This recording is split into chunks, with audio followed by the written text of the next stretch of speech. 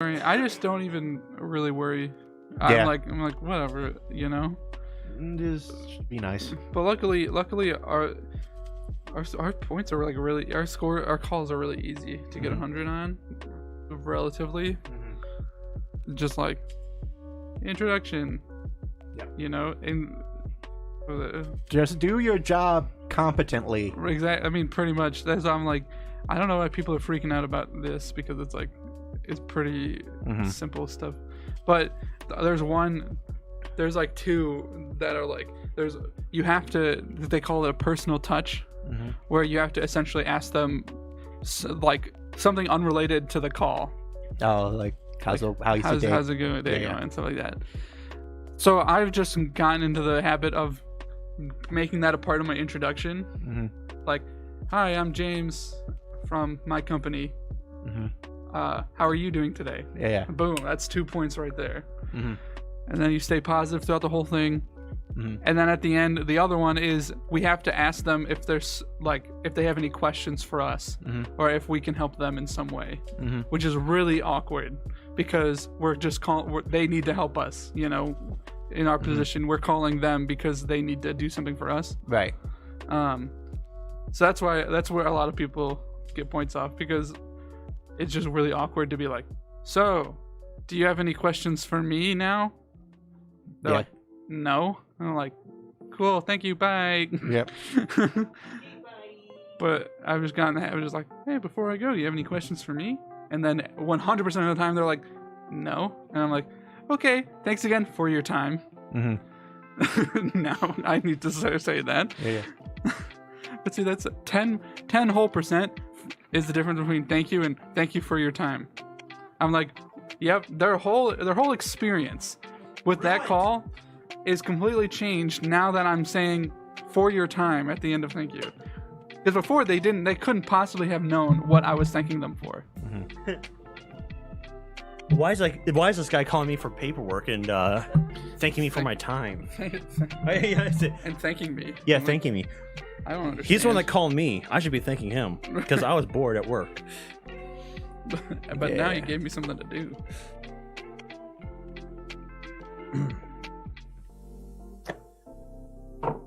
I'm just working on tubes that make no sense. Tubes? I'm not working right now. Yeah. Until Monday. Until Monday. Then I get to go in at 8:30 a.m. Wow, me too. I'm not working till Monday either.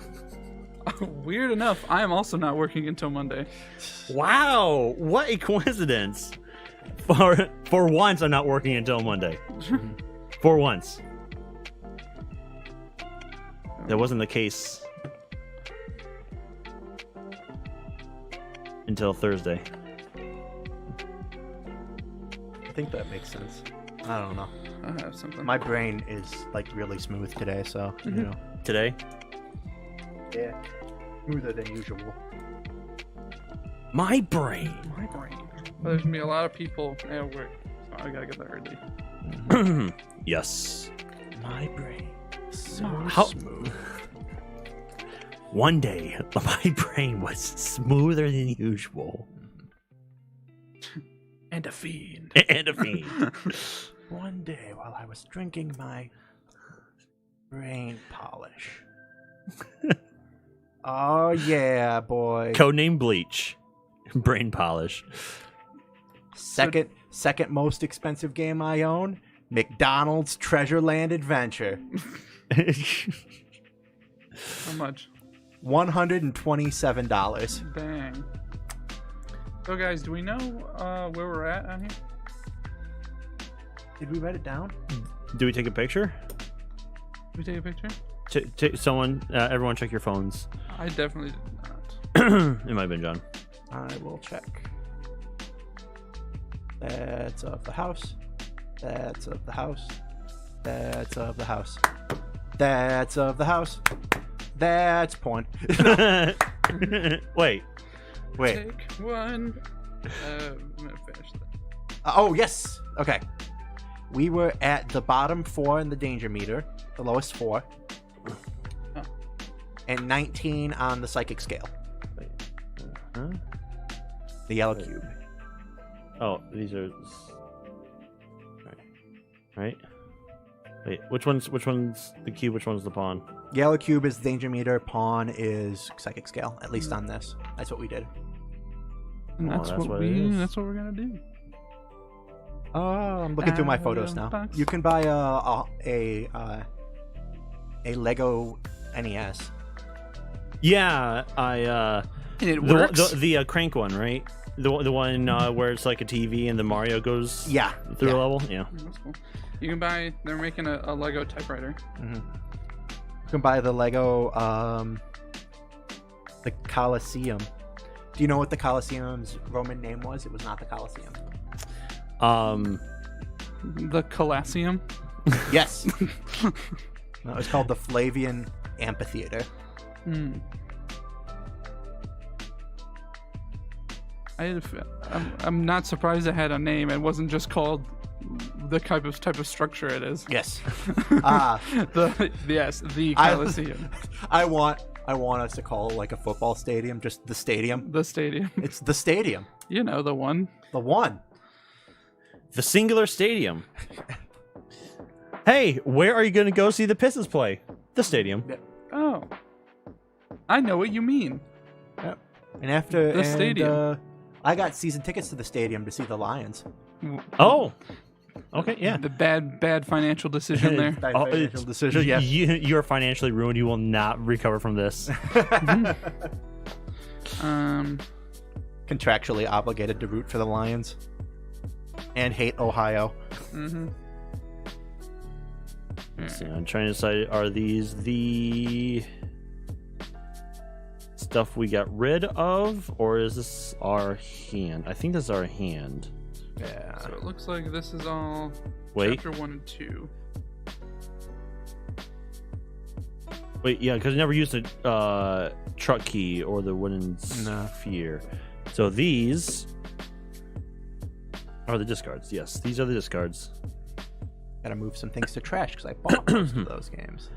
We are starting on chapter 3. And a financial decision I will never Chapter recover from. 3. We have a truck key, a large wooden stick. Yeah. Out of the moth.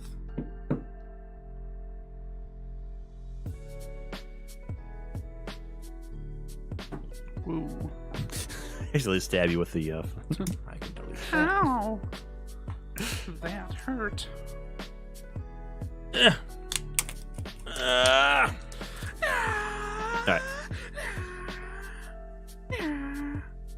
Are you going Super Saiyan or just shifting?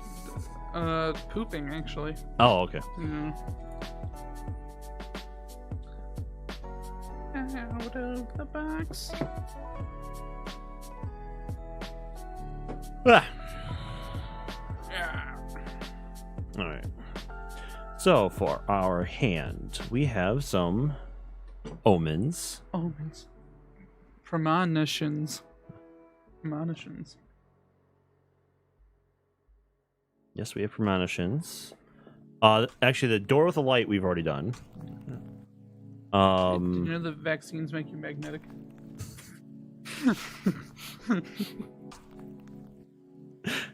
He says holding a plastic die. That's just how magnetic it is. Yeah, my favorite was, did you see the guy who was like someone said that, oh, try it. It's just your skin sticking to the metal, like your skin, like your yeah. pores. Try it with baby powder, and he's like, oh, baby powder, and it kept falling off. It Yeah. wouldn't stick anymore.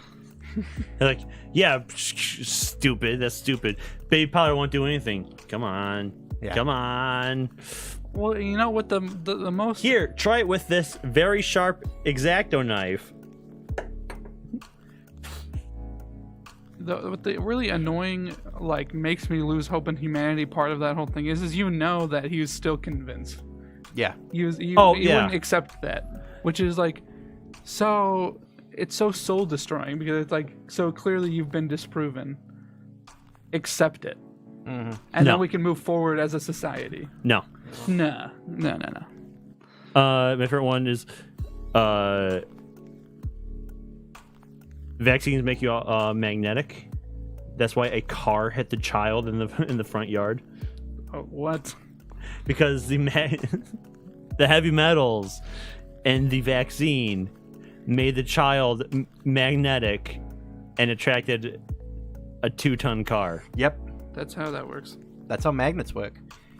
It works just like like in a movie where you take the magnet and then you can be pulled around by a car. Yeah. Right? I saw it in Looney Tunes. It has to be true. It is. Or if you don't realize you're floating above a void, gravity doesn't work for you. You can just walk right out off a cliff and just float there Until you look down and realize. Until you get to that rascally roadrunner who just stares at you. They look down and you're like, "Puh, what's this?" It's, like, come on, it's like, oh shit. And then your feet fall first. Right. Your head stays the same. Mm-hmm. Your neck stretches infinitely, and then it just rubber bands down. Mm-hmm. And then you live. Yep. That's Hurt. how it works. But you live. You live. All right, we have a. I don't think we're going to end up using any of these. I have a feeling we've used some of these, like the sandwich. No, we haven't used the sandwich yet. We have the sandwich. We used like a bottle of water and then we got some other food. Okay, so I'll keep the sandwich out, but all these others I am going to keep in a pile because I don't think we're ever going to use them. Okay, which ones we Glass key, satellite dish, Marsden family ring, truck key, whirring metal sphere, large wooden dowel, large metal rod, briefcase full of money, climbing boots, and some story cards, which we have already done. Yes. Yeah, we might use, they said they'll be important to the story later. Yes. I'm wondering if we've already gone through later. All right, so what happened last time on Dragon Ball Z? Virginia acted to Mickey, and then Google and Kristen Stewart have to fight. We went through the I hope they don't hurt each other. the mid and upper level of the house and the guest house. So we had a premonition on the phone. Mm-hmm. We looked up in our reverse lookup phone book. Mm-hmm. We found out it was the Marsden Mansion. Yep. And we went there. Mm-hmm. What was chapter 1? Chapter 1 was getting in the house. Yes. Yeah. There was a hedge maze. There was a pool in the pool house. In a ditch that we died in, A ditch we died in, and apparently a truck we could have gotten into. perhaps. Then we got inside the house where there was a bunch of ghosts. Mm-hmm. A housemaid that was actually the ghost of a Union soldier. Mm-hmm. Hey, don't shame him. Yeah. Finally, I can be my true self. We got a briefcase full of money because there's a bunch of people just doing money shit. we know nothing about that. I just hate when people do money. Went into the storm bunker, and we found an elevator down. Yes. And that's where we left off. Mm-hmm. On Dragon Ball Z. Dragon Ball Z.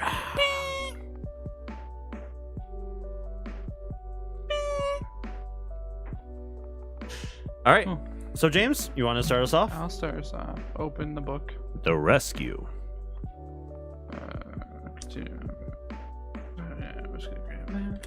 Just grab this real quick. I just wanted to make sure I hit all of them. Chapter 3. The Rescue. You're still not sure what's really going on in this place. You were already freaked out by the creepy stuff you saw outside the Marsden house, and the discovery of actual spirits from beyond the grave inside the house has only made you more on edge. You steel your nerves and remind yourself that you're not just an aspiring detective. You're a psychic investigator. You eat spirits from beyond the grave for breakfast. Not really, but the point is you feel a surge of confidence. You can do this. At any rate, you've come way too far to turn back now, so all you can do is hope that the depths of the house hold some insight into the mysterious nightmares that have plagued you for weeks and drew you to this modern architecture house of horrors in the first place. Horrors. But the elevator. horrors. Don't don't get too excited. Horrors. But the elevator, which all your hopes rest on, is totally trashed. The last person to use it. The elevator's totally trashed, Hey, man. what's How are you up, supposed to get bro? up? Oh, dude, I told you not to. Hey, man, you know, I can only live once. I told bro. you, John. I told you to take the case of vodka with you when you leave the elevator. No, The John, elevator's a only known John alcoholic, wouldn't do dude. that. I only left John it in there for a would. second, man. That's all it takes. That's all it takes for the elevator to get trashed. You want to go down? You're not going anywhere. John, we got to pull the fuse, or else he's going to fall down to the basement again and just fucking kill himself. Let's Fun go. fact I figured out. So in North Korean, Korean uses a lot of loanwords from English, and elevator is one of them. All right, But yeah. North Korean refuses Japanese to use too. loanwords Mhm. because they're decadent and capitalist. So do you know what the word? If you directly translate the word they use for elevator to English, it is up down machine. That's very German of them. Yeah, up down machine. Yeah, it is. Actually. That is very German of them. Yeah. And ice cream is frozen milk treat. Again, very German of them. I like German, and I find German hilarious sometimes, just because it's like, oh, what is that? It is a flying thingamajig automobile. Yep. Okay, what about that? Oh, that's a plaything, and that's a plastic plaything, and that's a metal plaything. Oh, all right. Spielzug. Spielzug. That's thing. Zug is thing. Yeah. Z-U-G. So flight zug is plane, which is a fly thing. I think they call aircraft carrier. Aircraft carrier? Is aircraft carrier just fly thing holder? In German? I'm not sure. Also, a fun fact about German. Flugzeugträger. Yeah, probably like aircraft, so fly thing holder or fly thing carrier. If I just do Trager, I gotta copy it here because it has an umlaut over the A, and I need to change it to English. Wait, there's a button you can do it. There's a single Oh yeah, button you yeah, can yeah. switch It's the- You ruined it. I have carrier. It is. So it's just literally Fly thing carrier. Fly thing carrier. Yeah, that works. I just like ambulance, Krankenwagen, Krakenwagen. sick vehicle. Yeah. Krankenwagen. I could have sworn Klingon was an option. It's not here anymore. Klingon, unfortunately, it doesn't have a very big vocabulary. No, because it only showed up in books and stuff like that. Right. Flight thing carrier or flight stuff carrier, yeah. Yeah. And welcome, Kingfisher. Kingfisher. Willkommen. Welcome. Welcome. We are German stream. Prost. Da? Prost. Ja? Prost. Gross okay. Gross dick. How dare you insult my... You just said big fat. Oh, is it? I thought there was a Gross Dick. There was What's Up was one of them. No, dick is fat, gross is big. Big fat. How dare you?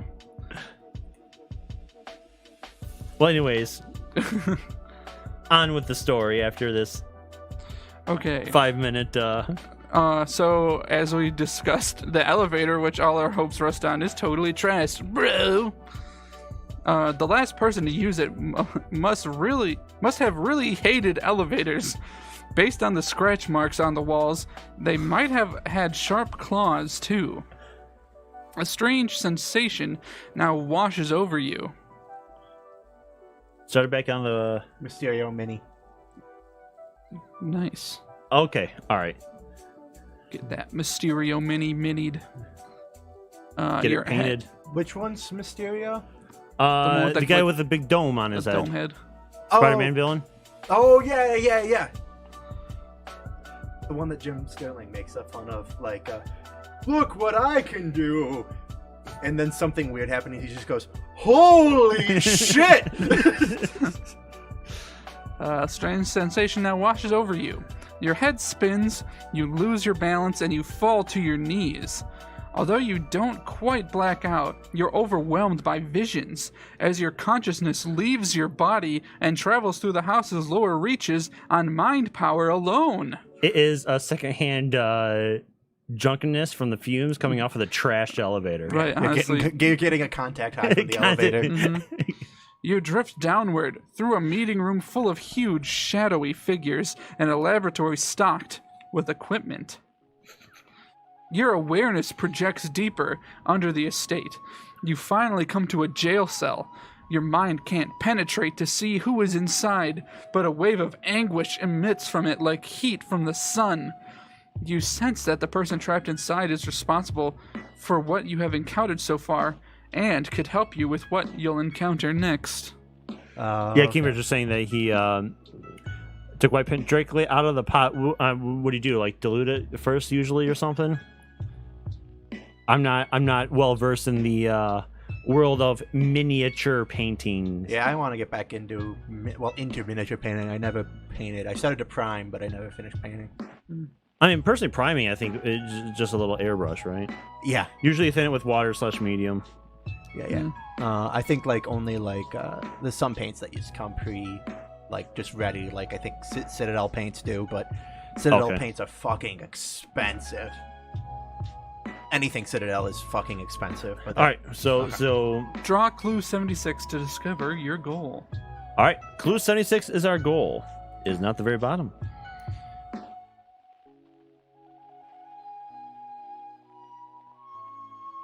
Oh, you still thin Citadel?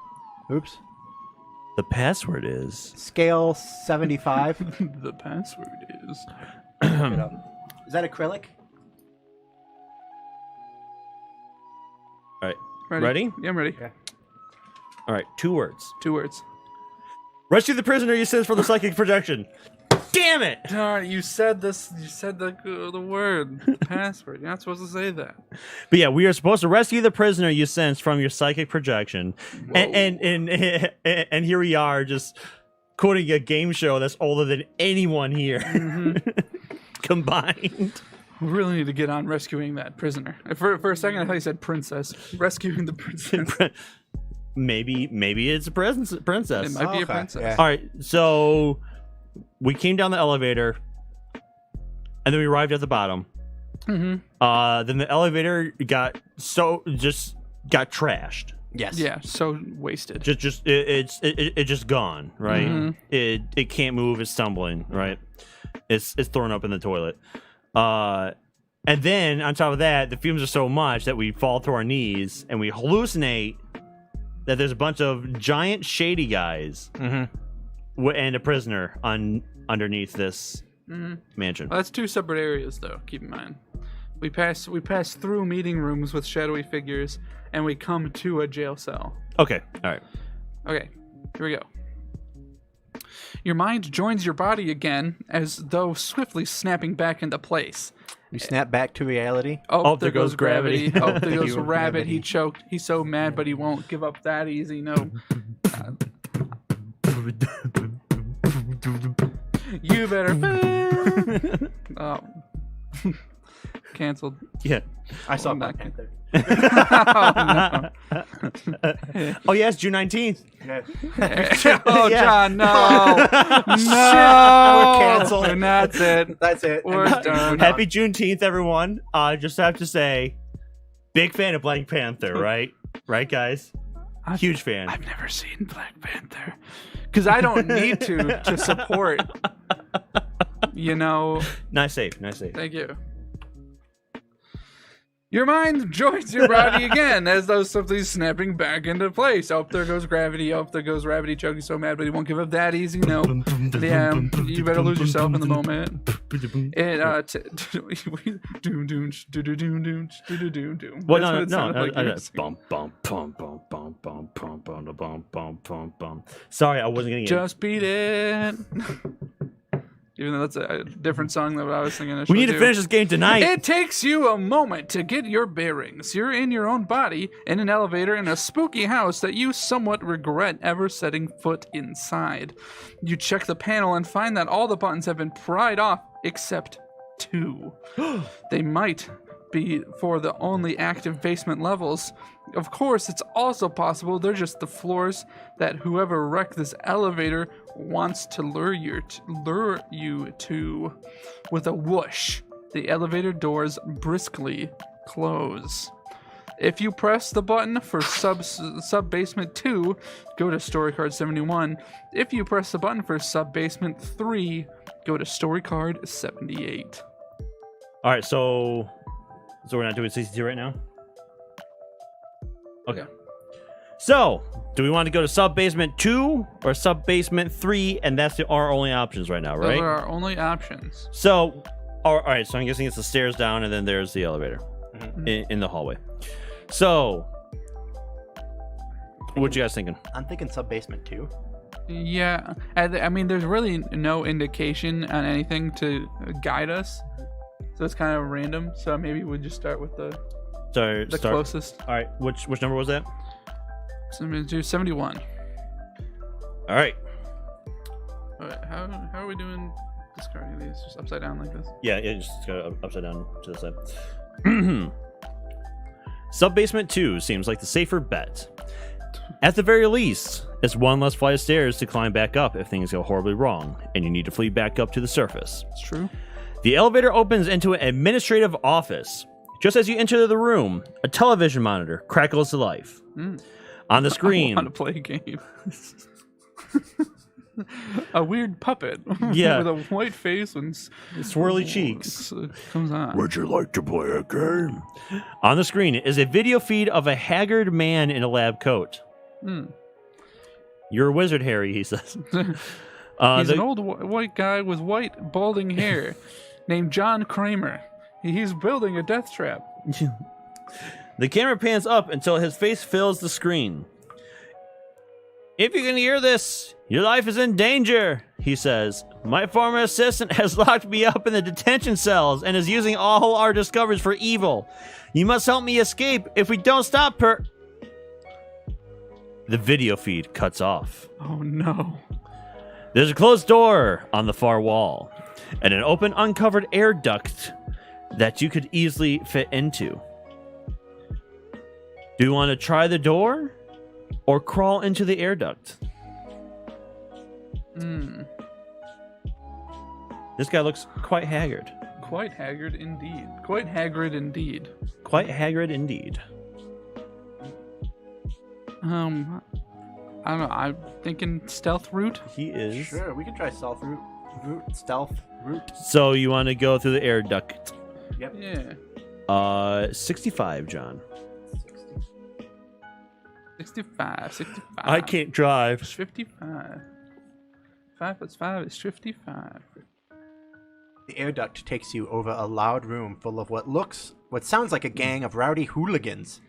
You peek through a grate and discover a group of massive, savage chimps sitting at a conference table, snorting and growling and beating their chests. Snorting.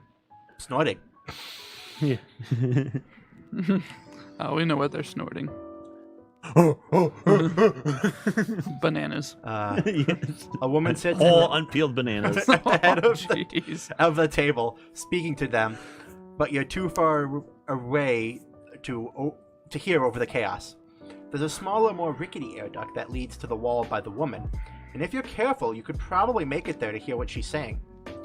You can also see from here that the air duct you are in splits off and terminates into 2 other rooms. The room on the left is dimly lit by the glow of blue liquid in some large glass vats. The room on the right is pitch black. You could quietly crawl to either and jump out.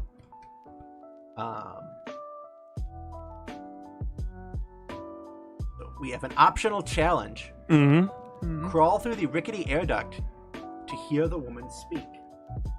I think that's Dex. It's boot. It's boot, but it's not climb. Not climbing boot. It's boot. Can't give me the instructions.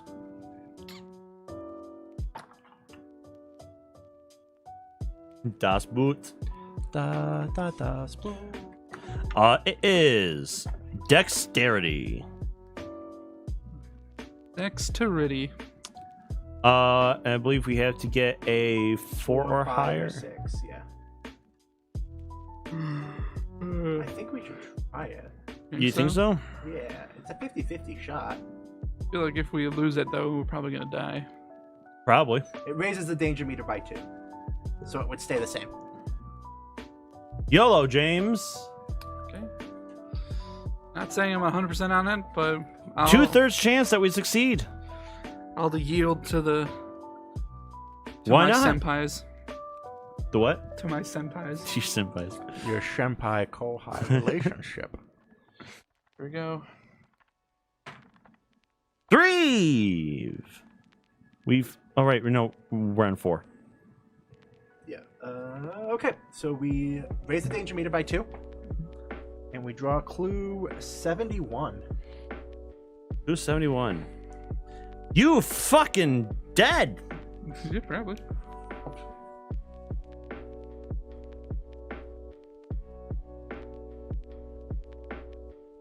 You crawl through the rickety air duct. You feel like you got this under control.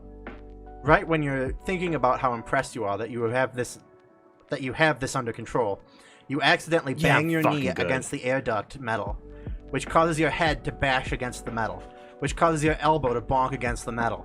Then you follow the duct into the conference room, landing on a large pile of bananas that break your fall. Go to story card 84.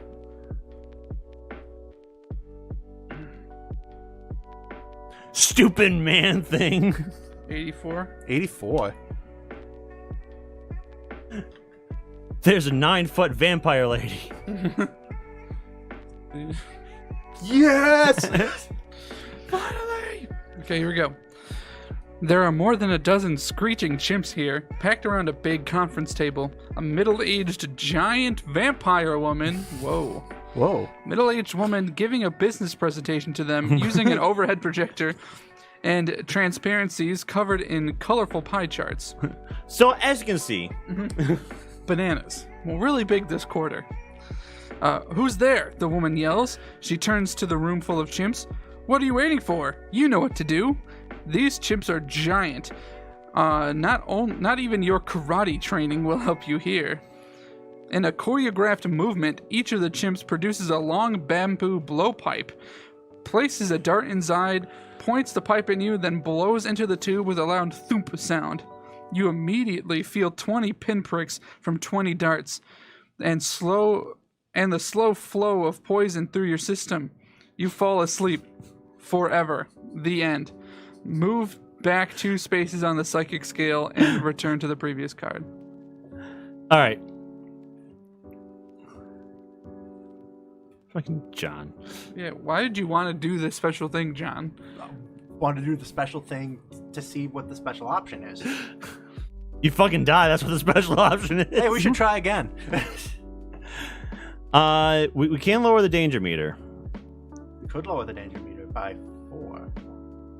And that would make it a 2/3 chance instead of a 50-50 chance. You only live 4, twice. 5, 6. Screw it. Yolt. Yolt. 1, 2, 3, 4. You only live twice. Let's go. Why didn't we do this the first time? Fuck you. Because we Let's would have go. passed it. Don't threaten me with a good time. That wasn't the roll. I think it was a 5. Yeah! Okay. We're The second from the bottom. yeah. Yeah. Okay. Draw a clue. 84. Draw a clue. Octa ocho. Octa cuatro. Ocho cuatro. Ocho, cuatro. That's not how. I took Spanish in middle school. I'm pretty sure I know how to say 84 in Spanish. Ocho cuatro. Well, you know what? Virun Ochtzig. You crawl Darren, that's what I have to say about through that. the rickety air duct without breaking it, or yourself, and overhear the woman lecturing the chimps on ways to improve the profitability of a counterfeiting operation. Mm. The chimps are less than attentive. You I crawl- wonder why. You crawl back into the main vent, not sure what to think. And that's the only information we get.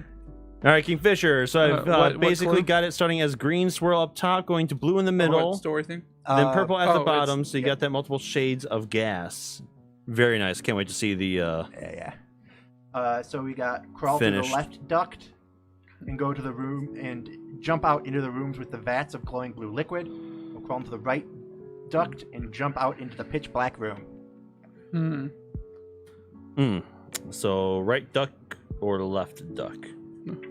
I don't know. I'm thinking go to the room we have more information about. The blue? the lit up one. Blue room? I'm thinking blue. Yeah, I think blue's a good option. That's lit up room, right? That's Yes. the lit up room. Sure. Let's go to the lit up room, fam. What? Sorry. 67.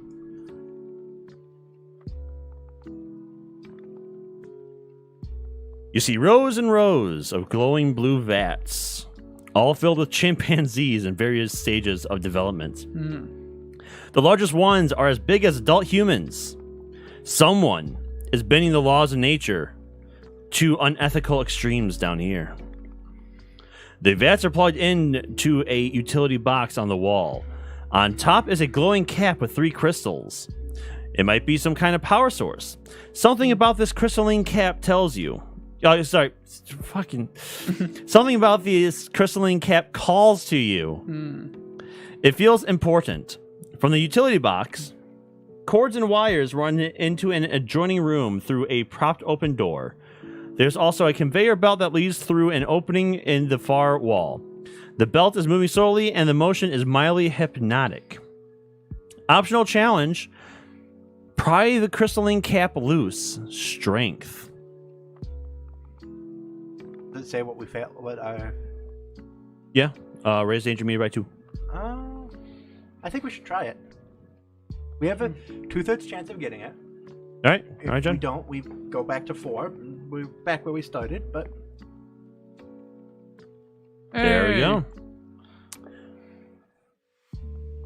Critical success. yes.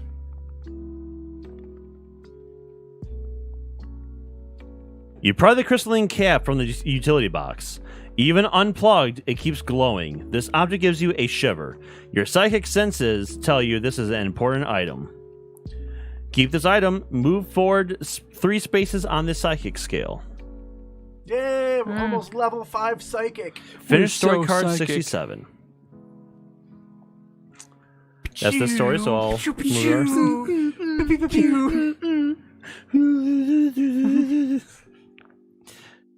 All right. We literally did that last session. Yeah, With dolls. we Yeah, did. yeah, we did. All right. So we have cords going through a propped open door. Or we have a conveyor belt that goes through a wall. So do we follow the cords or do we jump on the conveyor belt? Because clearly the best way to figure out where a conveyor belt leads is to jump fully on it instead of peeking through the little plastic curtains Right, or the right. door. You had to jump full send it. Right. So yeah, I'm definitely averse to conveyor belts that we can't really control where they go. Personal, Yeah. religious. Honestly, I've just been in a few bad relationships with conveyor belts, Okay, to be yeah. honest. Yeah. And Economic. Economic. The conveyor belts are the conveyance of the bourgeoisie. Yeah. Well, actually, when it comes to conveying, I'm quite conservative. So yeah, I think less conveying, the better. honestly, eat the conveyor belts. So I'd say follow the wires. All right. James says wires. I also say wires. Okay, wires. 72. John. It's time for a game of disappearing What a bears. shitty movie. I want to see that movie full. What movie? It's a Care Bears movie. It's Care Bears 2. Electric Boogaloo. This room is filled with generators of every shape and size, and they all look And religion. extremely unsafe. In fact, one of the older, larger ones has a huge crack in its casing, but it's still running, with irregular bursts of electricity arcing from it to every nearby surface. Rather not get too close to it, but you'll have to if you want to investigate the door to a vault on the other side. Vault 71. The only other exit isn't a door at all, but a massive hole in the wall that leads into total darkness. As you feel around the dark for a light switch, you discover that the passageway isn't so much a hallway as a tunnel, with rough walls that have been dug out of rock and soil. Before you choose, you explode. The end. If you try to get past the cracked generator to reach the vault, go to story card 68. If you take the tunnel into the darkness, go to story card 87. Okay. Did we do... I'm worried about the vault because of this card. Oh, look at that. Right. It could be this. Was the but then we also had the storm cell or whatever that I think also had that. But yeah, that might be it. Yeah, I think we should avoid. Because I think this was the pool table right here. Yeah. Well, that was the This pool was a table. glowing door. Mm-hmm. And that might be this vault. And like even if it ends up not being it, if they're saying vault and we have this picture of a vault right here, Yeah. we should probably, just to be safe, avoid it. Yeah, right? And also, to go along with that, I don't fuck with OSHA violations. Right. Yeah. Yeah, to be honest. You know, it's a clear OSHA violation. Mm-hmm. So we're gonna go into the dark room right now, and then once we get back, we're gonna tell our manager Yeah. about the violation, and if they don't do anything, then we are going to whistleblow. Mm-hmm. All right. 100%. Do we have a union rep? No, we are a non-union. The local 307 Yeah. psychic detectives. Yeah. Well, we're small right now, but we're growing. Yeah. Oh yeah, actually, it's the best union. Hold on, my phone's ringing. Hello. It's our union rep. Hey, yeah. Hey, Gary. Yeah, local 307. Yeah. Well, yes. I did just find a OSHA file. How'd you know? Right, you're psychic. Yeah. Duh. Right. Yeah. Oh, he's not going to. Oh, okay. Oh, you've already filled out the whistleblower paperwork. Perfect. Thank you, Gary. All right, Gary. Oh, what? Take the long way home. All right, cool. Thanks. All right. Sorry. What was that? Oh, nothing. So You'll yeah, know tunnel? if it's important. yeah. You'll know if it's important. You'll know if it's What important. was I? Oh, I was a podcast I was listening to where one of the guys has a All right. that? Real quick, before you pontificate, 87. We're going. Yeah. 87. 87. The tunnel? That's the tunnel. it's your turn, right? Yep. Yes. Yeah. He has a friend who's a paranormal investigator. Yeah. He says 90% of the time it was carbon monoxide poisoning. The other 10% of the time it was someone doing a prank. Oh yeah. Yeah. Like there was this one where he was like they Is he a believer? Is this paranormal investigator a believer? I don't know if he is anymore. He might have been at the start. But because the guy made it sound like he's not anymore. Because he's like, so like they finally so they ruled out everything for this one case, and they're like, oh my gosh, this could actually be something, this could actually be something. Right. And so they set up cameras, and what it was their 5-year-old child they recently moved. Yeah. And he was acting out Oh, in the middle of the night, and then not telling anybody. you mean like a 5-year-old does? Yep. All right, James, Y'all we're ready going for to this? the dark room. Dark room. You can't see more than a few feet in front of you as you walk down the tunnel. So when a man's voice calls out from the darkness, you almost jump out of your skin. Hey, you! You freeze. What now? You're the new lab assistant, right? It's about time you got here. You have the briefcase? If you have clue 38, give it to the mysterious stranger by discarding it and drawing clue 62. We do. I love it when a plan comes together. Draw clue 62, right? 62? I discard briefcase and Our money. Our money. Yeah. Draw clue 62. Draw clue 62. Draw clue 62. Uh-huh. Pleasure doing business, he says. Even though you gave him what he wanted, he still spits on the floor and grumbles about his crew waiting for him in the garage as he hurries away. Your psychic sense tells you that giving him the briefcase was the right thing to do. Move forward 2 spaces on the psychic scale. We are now psychic level 5. Oh. It's just a fridge that really needs frosted. Yeah. Doesn't close the doors doesn't close properly. Oh, it does. You have to make sure it closes, otherwise it. Oh, yeah. Because of how it's hung, it'll sometimes catch a little bit and it's not close all the way. I'll wait until Darren gets back. Mm-hmm. This- Yeah. Once I, because right now I'm moving house, so a Kingfisher. So like once I get the house where I want it, because right now it needs some repairs. So I'm fixing the house up. Then I'm gonna move in, Mhm. and then hopefully I have plans for like a workbench that I'm gonna build, and then I can get back into modeling. Hopefully, take some time. Yeah, that'd be nice. Yeah, just a nice hobby, nice relaxing hobby. Mm-hmm. What kind of miniatures do you think you're gonna start with? I still have my Warhammer 40k like Vestroyan Firstborn that I want to paint. If you're not into 40k lore, they're like Cossacks. So you know they have the big fluffy helmets and they look Russian, like old Imperial Russian. And then I want to do like World War II miniatures. I want to sign a World War II miniature game. Okay. Paint some like tanks and shit. Would you actually try and get into playing it? Yeah, if I could find some people to play with, or just have enough, or I think it'd be fun to do D&D miniatures. Yeah. That'd be cool. Yeah.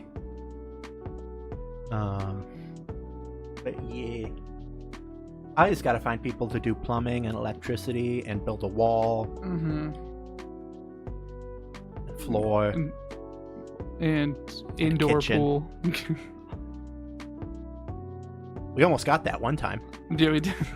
Unintentionally. Unintentional indoor pool. We would be.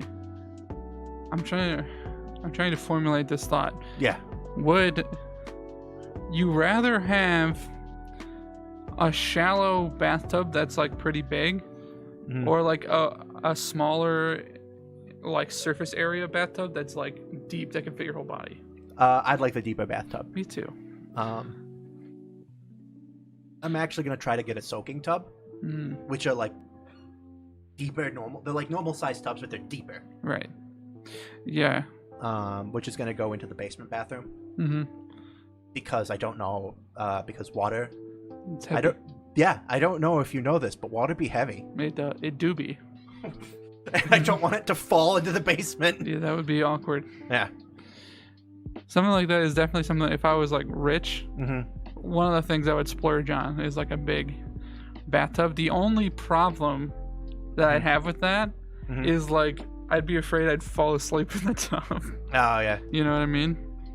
Like that's the thing with having a normal sized bathtub right now. It's like it would be almost impossible for me to drown in it because I'm just too big. Yeah. But if I got one like really big, I'd want it like padded, you know, so it was comfortable to lay in. But I'm like, if it's too comfortable, like you just Yeah, I would get one that has just like pass a out. like a tub heater, Mm-hmm. so that the water doesn't get cold as quick. Because like What are you talking about? bathtubs. Ah. Mm-hmm. Because the one right now upstairs I think is cast iron, which is why like it's really cold. Yeah. And like if you put hot water in it in your first tub, it just sucks all the hot water out like immediately. It just turns cold because it's just cast iron. Right. Okay. The man rushes back. Right, we're doing this. Yeah. The man rushes back down the tunnel in the direction he came from, his footsteps booming in the darkness. There's a door with iron bars built into the wall here. It looks like it could lead to some sort of cell or maybe a kennel. Ooh. It's unlocked. If you follow the man down the tunnel, go to story card 81. If you open the cell door to see what's inside, go to story card 62. Well, we know we have to get the guy out of the cell. Yeah. Mm-hmm. But at the same time, what's this guy doing? Right. My only concern with following the guy is he's going towards his crew. So we'd be confronting other people. Right. So that might run into issues there. And like you said, if it might lead to a cell, but it also might lead to a kennel, and we've run into dogs before. Right, but if it also leads to a cell, that could also be the proper way, and then we'd be just going straight to the end. Right, but we can go back. We can go to the end, and then we can double back. Oh yeah, that's right, we can. Mm-hmm. Also, yeah, because we haven't even seen if that is the. I don't think it's the end, because we haven't even been to Subbasement 3. Right. Unless there is no Subbasement 3 and it was a trap. Here's a trap all along. Honestly, if that was like a coin flip to death at the beginning, fuck you. Honestly, that's a questionable decision there. Yeah, right. Well, this is based off of a choose your own adventure book, which is always like a coin. It always felt like a coin flip to death whenever I read one. It's true. Maybe you're just dumb. Yeah, you just didn't understand. There's a guy with a knife standing in front of you, or to the right. There is a valley, nice green meadows, pastures even. I always felt it is a land of Canaan. Mhm. You know, a garden of Eden even. It's pretty much a coin flip. Yeah. Guy with a knife, he could stab me. Mm-hmm. He could just be misunderstood. Yeah. The green pastures, it could be poisonous. I'm gonna go with the guy with the knife. Hey, Mr. Misunderstood. I'm not misunderstood. How could I have seen this coming? Usually it seems like the other way. I'll choose the Garden of Eden. That's as you walk down into the valley, a big rock comes from overhead and crushes you. It's like, how'd you not see that coming, you stupid idiot? Yeah. Obviously, if you had paid attention to the description of the area, you would have known that there was a cliff about a mile that way. And considering the temperature and time of year, rock slides are very common in this general area. So you should have known that if you walked into a valley, which, lower elevation, there's a solid chance that a rock will be coming at you at this time of day. God, John, when's the last time you studied up on your geography? Never. And that's your problem. Yeah. Because I'm American. I don't need to know geography. I just need to know America and not America. Geography, I don't need to know the study of rocks. Yeah. I don't need to know something about no stinking rocks. All right, so I kind of want to follow the guy. I'm not super opposed to that. Here, let's read what he said again. So he calls out. He's like, "Hey, you're the new lab assistant, right?" So he thinks you work there. Right. You have the briefcase. The man rushes back down the tunnel. Oh wait, it's on here. He says, "Pleasure doing business." He spits on the ground floor and grumbles about his crew waiting for him in the garage. Let's follow him. Yeah. Let's do it. All right. What number? If you follow the man, go down the tunnel, story card 81. Octa uno. Where are we putting discarded? Ocho uno. I've been putting them Over here. over. Okay. There's a stick. You find your way into a big automotive garage where dozens of unsavory characters are engaging in at least 37 different felonies. If nothing else, you have to admire their sheer industriousness. Hey, you're not the new lab assistant, someone shouts. You're a trespasser. And you've seen too much, shouts another criminal. The criminals get into an argument about whether they should kill you with knives or drown you in a lake. The lake is too far, says one criminal. One criminal reminds his colleagues, so they agree to go with the first choice. The end. Move back to space on the psychic seal and return the previous card. Oh. Come on. I want to know what... Yeah, I feel like that could have... And we have a truck key. Yeah. Right? I thought after reading the garage thing, I was like, oh, we're going to find the truck. Key. No. Well, no, he was just misunderstood. Yeah. Oh, okay. The guy with the knife was misunderstood. 62. 62? Go to the cell. Open the cell door. See what's inside. Go to story card 62. 62. Wow. We're only psychic level 4 now. Just watch this next move's like, if you're psychic level 5, you get $1 million. Yay. Oh. You slide open the barred door. It looks much more industrial than the other rooms you've been in. It is just Rammstein music.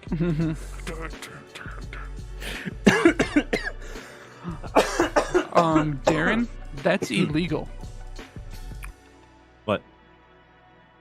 You know what you did. Keep reading. The door slides shut on its own. Clang! And you hear it lock behind you. Ah, it's one of those possessed doors. You see some kind of gated structure down the hallway in front of you and quickly press yourself against the wall when you realize that 2 figures are guarding it. There's also a desk on the other side of the room that's out of the guard's line of sight. If you are level 3 or higher on the psychic scale, draw a clue 80. Ooh. 80. What premonition do we get? It's a toilet bowl with some taco wrappers around it. Uh-oh. Uh-oh. Oh, you know, Tuesday's gonna be a little bad. I think I get the mechanic of what level you have to be to get these premonitions. Oh, of The chapter. of the chapter. So you still have one more chapter to get back to level 5. All right, cool. Brain on fire. It's a Or brain with a fire above it. brain with fire above it. As you do. That's a solid. That is, don't eat. That's Taco Tuesday. Shall be trouble. Yeah, Taco Tuesday shall be trouble. One It's of the just a butt with fire coming out of it. Oh, that's definitely a Taco Tuesday issue.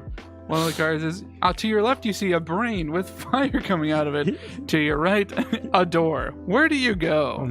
Guys, I don't know. Oh, no. That door might be safe, but man, that brain seems interesting.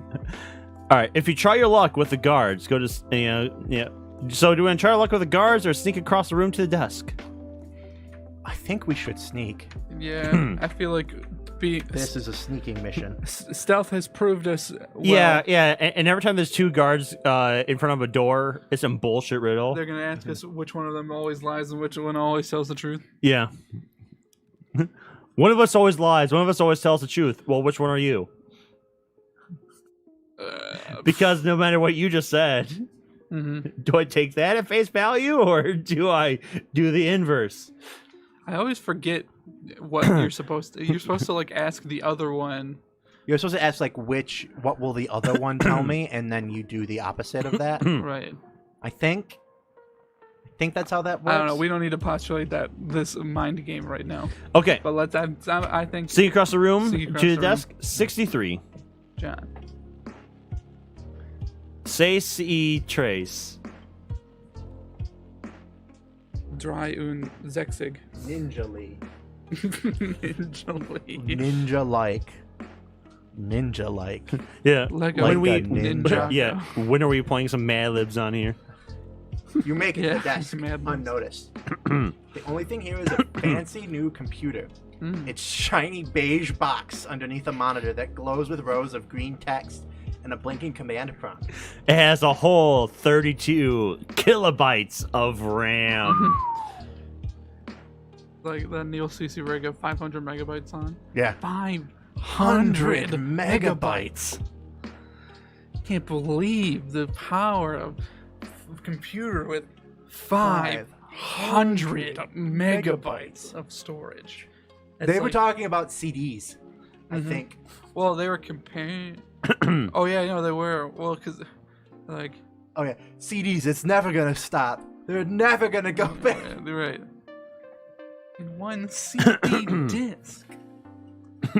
Maybe it was a hard drive with 500 megabytes. Yeah, they were talking about hard drive, but then they also, I feel like, mentioned CDs. They did mention CDs, but that was like an early night.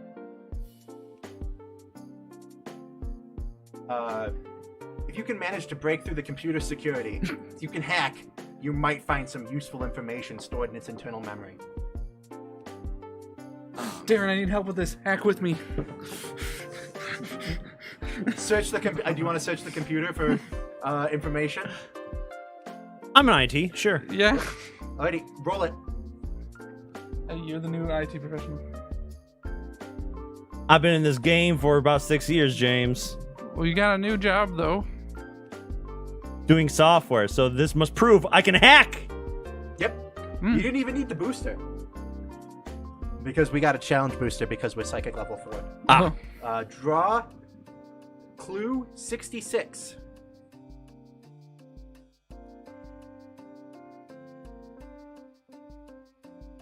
Stacey says, as they say in Mexico. Zexun Zexig. You can't crack the computer's security. But then you noticed an index card taped to the underside of the monitor. See, that's what it always is you don't need to know anything about hacking to get into a computer system. You just need to, like, people write down their passwords. Mm-hmm. Or they'll just tell you their password. Like, so many times, like, I don't need to know that. Mm-hmm. Like, every time, like, hey, I need you to log in. Oh, no, my password is Summer 16. Don't tell me that. Yep. Written on the card is Bat Nat Nat. Bat Nat Nat. Bat Nat Nat. Bat nat nat nat nat nat nat nat bat nat bat nat. It's obviously banana. No, the A with a circle around it is at. Bat Nat Nat. Yeah, it is bat nat nat. Yeah, I told you. I'm with John on this one. Could this be the computer's password? You try it. I'm in. Boop. You're in. It explodes.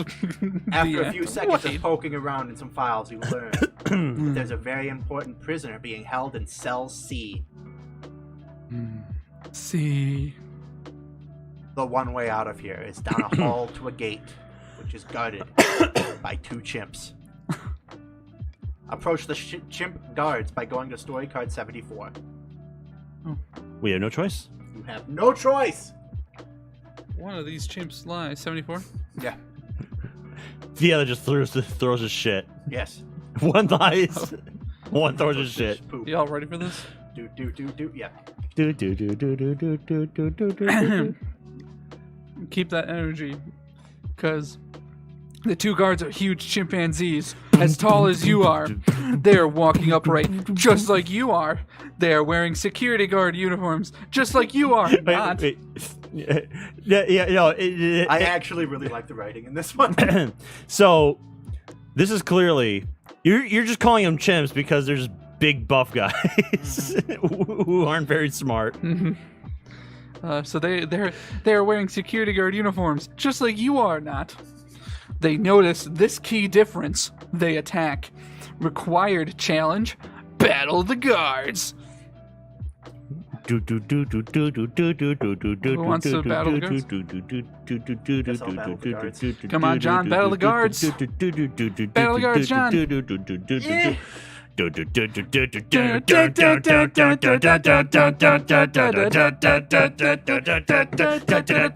Once you defeat the chimpanzee guards, you find that the gate will only open with an electronic key card. If you have clue 28 or 77, you open the gate.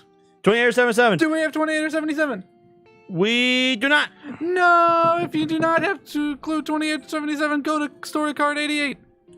Let me make sure it's on here. Wait, no, that's right. So what was 28? Because we no longer have 28. 28 was a key card. Yep. My great-great-great-grandson has built some kind of laboratory beneath the house. You'll need this if you wish to get very far. Okay. It's story card 34, apparently. Well, now we're going to story card 88. Because you don't have the key card? We do not have the key card. Where could a key card? Oh, wait, it's taped right here underneath the monitor. Cool. Yeah. It also says Bat Nat Nat. Bat Nat Nat. Without that key card, you're trapped. You can't get past the gate, and you can't leave the detention center through the locked front door. Just as you're about to give up, you spot a hole in the ceiling tiles, mostly obscured by shadows in the corner of the room. Go through the hole in the ceiling by drawing clue 70. Clue 70. Clue 17. That's story cards, John. Ah, clue. Oh yeah, it is cool. You know what? Just go ahead and give me the Clue 70. I'll just. The hole opens up into a vertical shaft with haphazardly placed handholds like a climbing wall. You found a secret passage. Required challenge. Ascend that shaft. Ascend. Okay. So yeah, required challenge. Do we want to use our boots? I don't think so because so it's +2, right? Yeah. But then it would one, be. but one's an automatic fail, so we'd only be gaining one number. That's right. Yes. Yeah. Okay. Do you want to roll it? I'll then? roll. All right, James. Don't fuck up. That's not the roll. You fucked up. Where did it even go? It's here. Give me another chance. Please, I'm begging you. No, James, you're being separated from your rolling duties. Dungeon Dice Monsters. Go. Dimension the dice. That's a 3. That's a 3. Okay. We were not there though. We were at 20. 3. When you win, lower danger meter by 1 and draw clue 81. That's 88. Shing. Whoosh. Rawr. Rawr. You climb 20 feet when the handholds suddenly recede into the wall and disappear. Uh, This isn't just any secret passage. It's a booby-trapped one. no. Think fast. Required challenge. Avoid falling.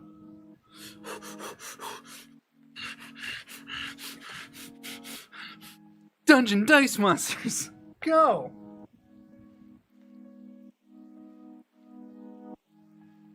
Avoid falling. Not Dungeon Dice Monsters this time. Mansters. Normal Monsters. roll. John, you John. roll. I didn't even Dungeon Dice Monsters that time. Yeah, see, it fucking... But I didn't Dungeon Why Dice can't you be like Mon- your brother, James? I'm sorry. Why can't you I'm be like your living in brother? his shadow. I'm living in his shadow. He's successful with a job. What do you have? A job that pays, I mean, a bit less, but like enough to pay the bills. A bit less, but I have a degree. I went to college. All right, so win lower danger meter by 1 and draw clue 78. I can't wait for this one to also have a required challenge on it. Did you lower the danger meter? Yes. Yep, by 1. You found a ledge, but getting onto it is going to take some serious agility. Required challenge. Get onto the ledge quick. Fuck you guys. John, do the honors. Holy shit. I mean, at this point, Might as well. Just might as well. I mean, honestly, might as well Dungeon Dice yeah, Monsters. might as well. I mean, we got John. John? Okay, so we lose 2 on the psychic meter and we go down to 3. Okay. There we go. Hey. Lower danger meter by 1. Oh, cool. And draw clue 73. Cool. I can't wait for another fucking required. This is just a whole chain of just draw See- clue. It's like half of those just required. I think we just stumbled into another required challenge. There's a passageway carved into the stone wall here, but someone has piled up a bunch of rocks to block the entrance. Required challenge, move all the rocks. Dimension the dice. Hey. Hey. Okay. So I think, is this like them trying to balance like this? I think it's them trying to like punish you for not Finding the random key card from yeah, somewhere. I think it's from because like if not you going go, down the conveyor belt or not. not doing some things, and so now it's like okay, we're gonna try to fix this too. Maybe we Well- should have gone for the vault. Pass all the lightning. Who knows? Well, I hope we get an easy thing because we've gotten a ton of objects. Yeah. Halfway down the passage, you find a chimpanzee sitting at a desk. He's smoking cigarettes and watching TV. He looks angry. Required challenge: fight the angry chimpanzee. Beat the I'll do it. That's not the rule. This is. All right. Lower danger meter by 1 and draw clue 75. Cool. I can't wait for another required challenge. There's going through each of the different challenges. Well, hey, at least we'll have all the clues. We'll just know. You run past a champ and right into a 10-foot guinea pig. What? Excuse It me. is adorable, and it can kill you. Attack it, fighting, sneak past it, dexterity, heave a table at it, strength, climb over it, climbing, or find another solution, perception. Required challenge, conquer the guinea pig. I only I'm do so It doesn't matter which way you do it. so startled. I'm so startled. Oh my god. It's a bumblebee. I'll just fight it, just for Just fun. Sure. Fight it, throwing a table at it or whatever. Chuck a table at it. You fucking failed. You can't pick up the table. All right, cool. John, what do you want to do? I'll find another option. I don't want to hurt the guinea pig. Perception. All right, perception. Find another solution. Perception. Okay, Yeah. that worked. Okay. Yeah.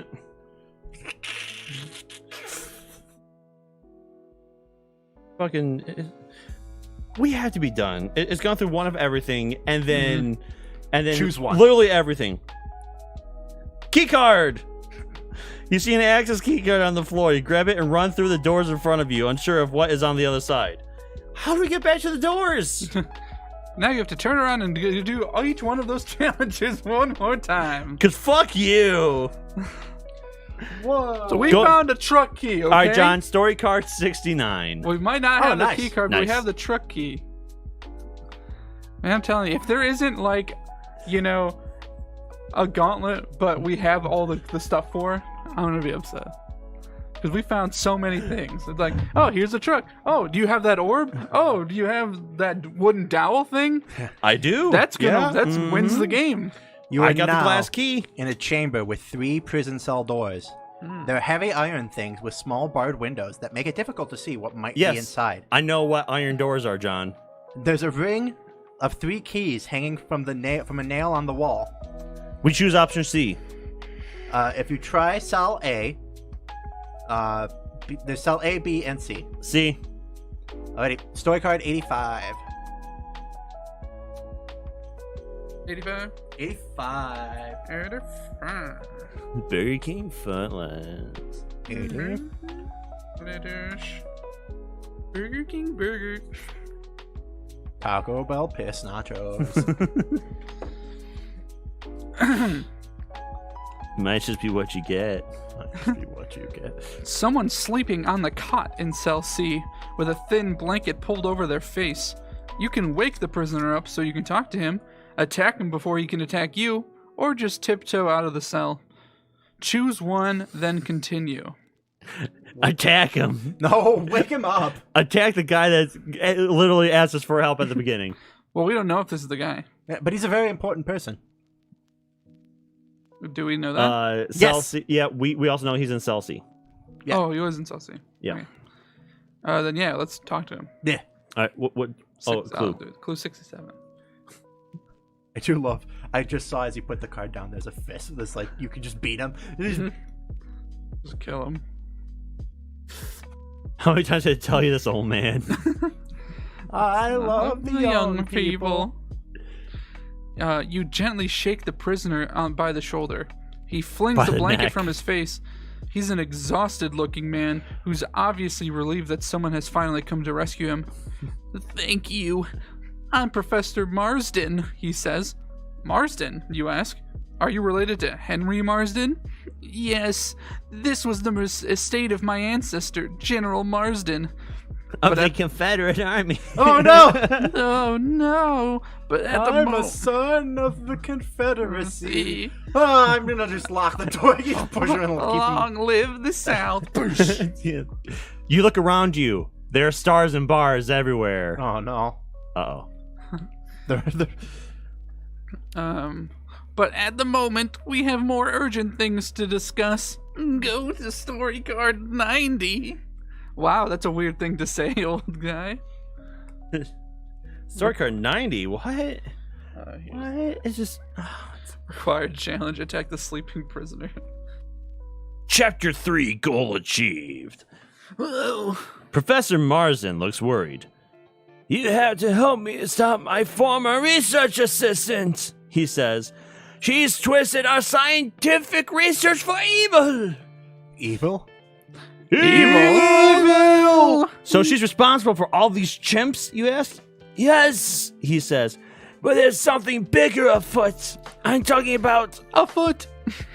yeah. afoot. The alien science. I can't do that voice anymore. Yeah, my throat honestly hurts. Marsden says he can provide all the answers you're looking for. But you should first make sure you're prepared to leave the section of the house behind. But you got to do something for him. Yeah. Oh no. He can give you explicit directions to important locations if you think you might have missed anything. Go to the biochemistry lab and raise the danger meter by 3 and go to story card 78. Biochemistry lab. I think that's where we went with the vats. Right, yes, the vats. If you crawl through the air duct to conference room, did that. If you go to the printing press room, Didn't do that. if you head to the generator room, We did that. Yes. we did that. So we didn't go to the printing press. Let's do the printing press room. Raise the danger meter by 3, which will put us back to And 64. 64. Hey, look at that. Wahoo! Wahoo! This room just features an odd-looking machine. Judging by the stacks of fake cash everywhere, it must be a counterfeiting printing press. Oh, there's a huge chimpanzee here, as big as a man, wearing a security guard uniform. He's leaning on the machine and facing away from you, and has a gun in a holster on his belt. Attacking him would be quite a risk. But then again, with all the crazy stuff you've seen in this house, you'd feel a heck of a lot safer if you could overpower the guard and grab his firearm. There's a sliding barred door across the room that looks like a door to a jail cell, and it's partially open. Also, there's a rough hole in the wall that leads into a dark tunnel. You're confident you could sneak into either one without the guard spotting you. We haven't used it. Why don't we keep this out?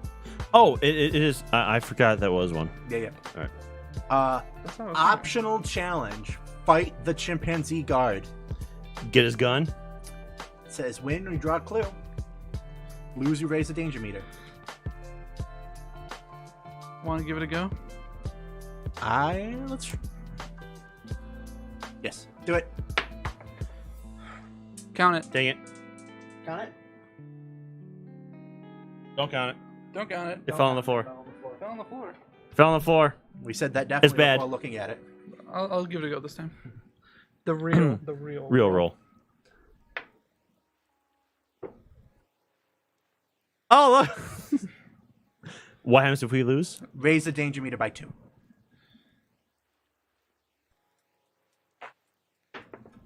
Yeah! I beat that chimp. Clue 63. Oh, you can still read it. I'll try it. Oh, that's a macroaggression. Good. You wrestle, Well, let's make it a macroaggression, okay? you wrestle the chimp to the ground and steal his revolver. You see there's only In one the bullet in the face. chamber. Your psychic sense tells you that this is an important item. Your psychic sense Keep tells you this to item, end this move chimp. forward 1 space on the psychic To scale, end it. and then finish sword card 64. How much on the second scale? Uno.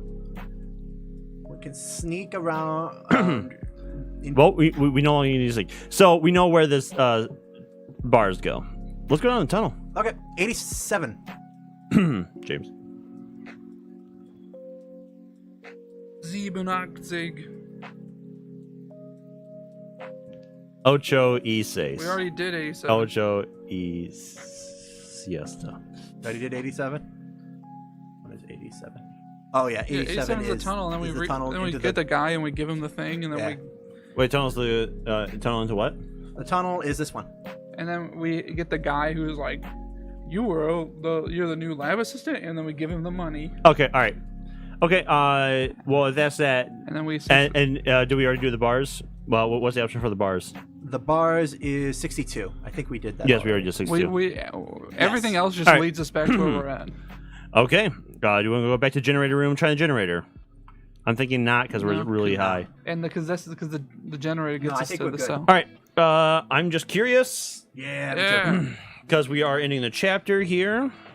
We don't get to keep these, do we? These clues. Can I look through these? Yeah, we don't use any of those. So it's 72, and then of course, when we're at 72,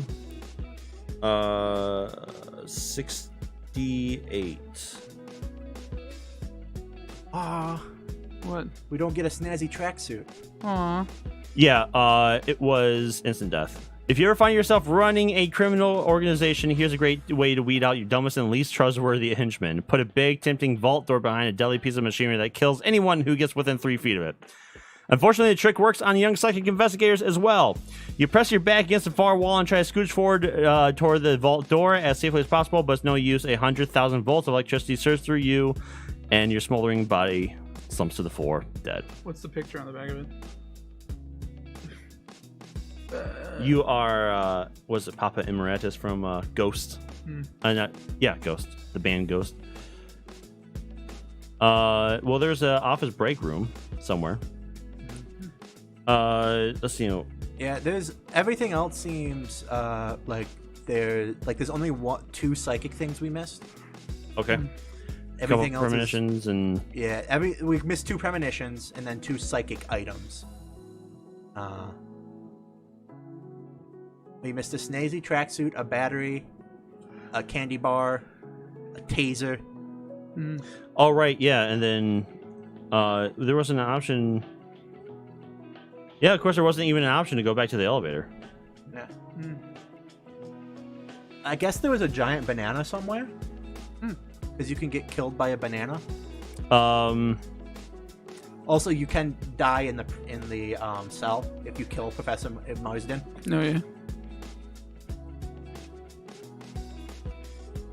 Yeah, 78. Like, cool, you just killed your only chance of escape. Now you're stuck here forever. Yep. Yeah,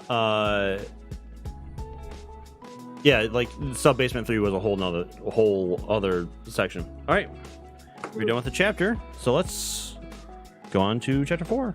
Chapter 4. So many spoilers. on these Chapter cards. 2. Chapter To 1 one. again. Call me Ishmael.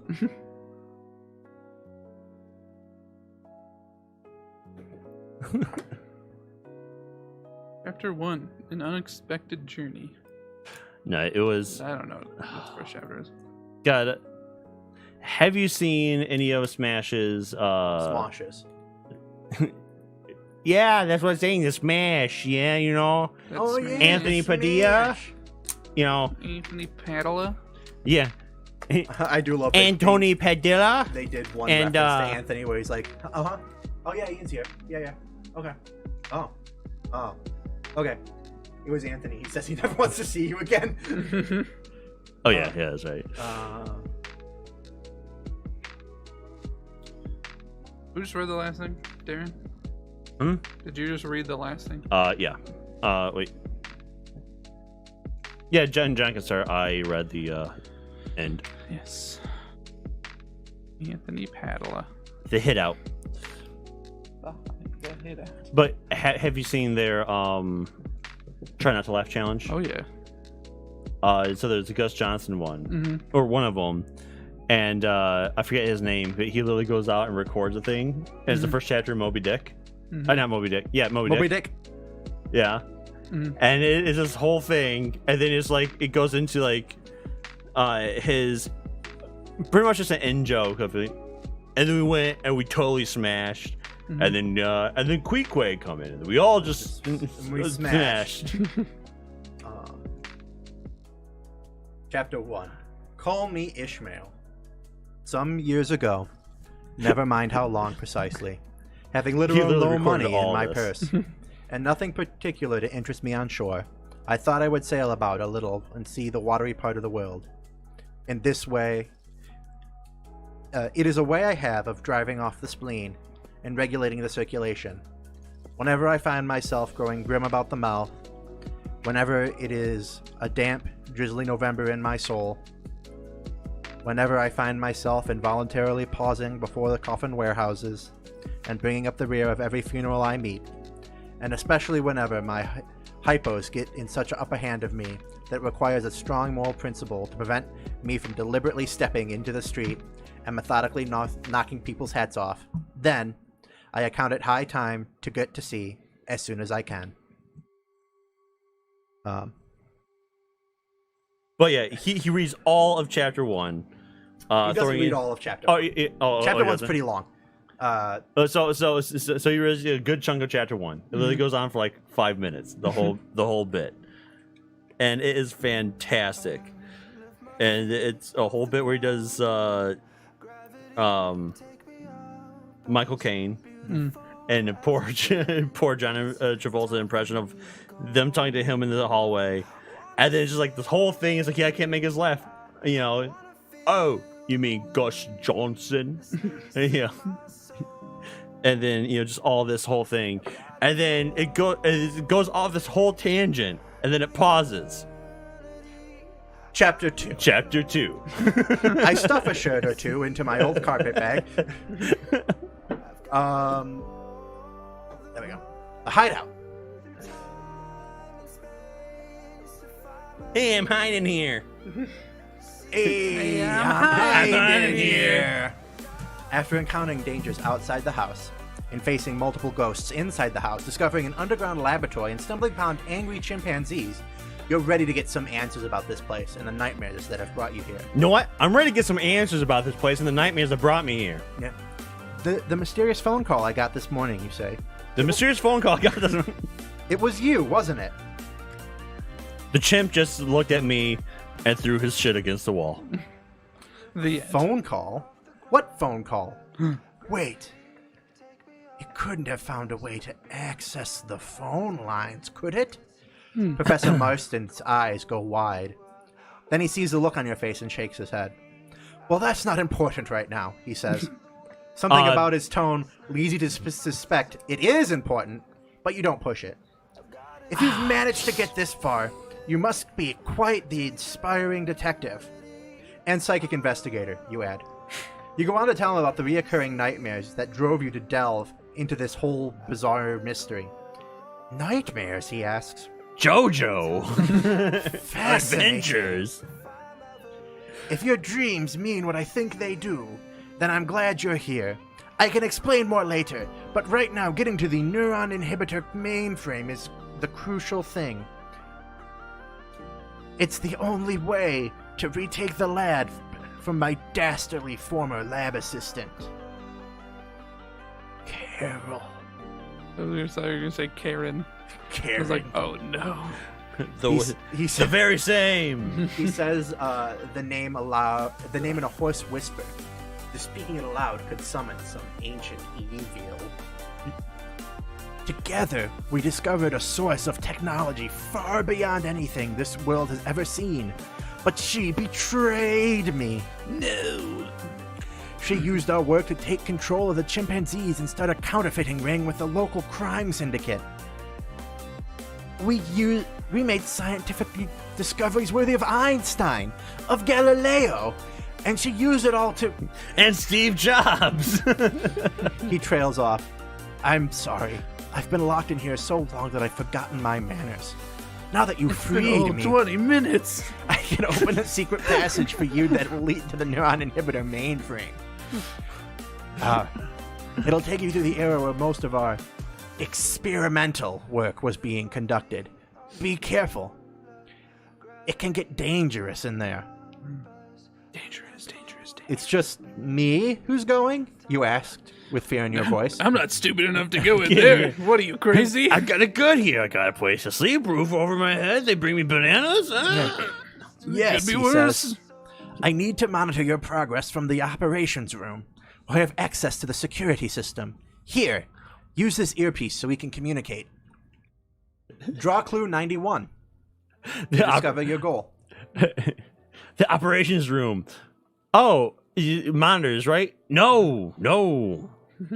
You played Operation, right? Chapter 4 goal. Disable the neuron inhibitor mainframe. This clear glass door leads to the temporal manipulation lab, the professor continues.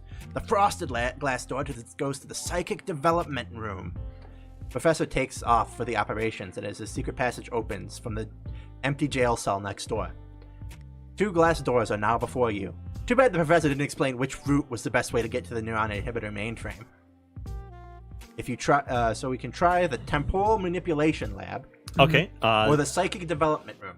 So, neuron inhibitors have something to do with brains. Yes.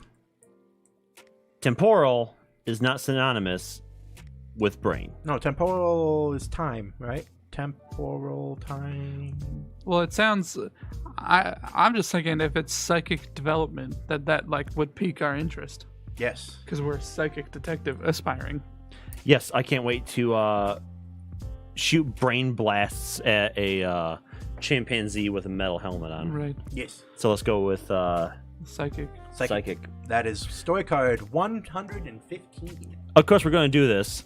And once again, there's going to be like a whole Sub Basement 3 sort of thing where where we would have gone through like all of Sub Basement 3, then back to Sub Basement 2. Said 115. Mm-hmm.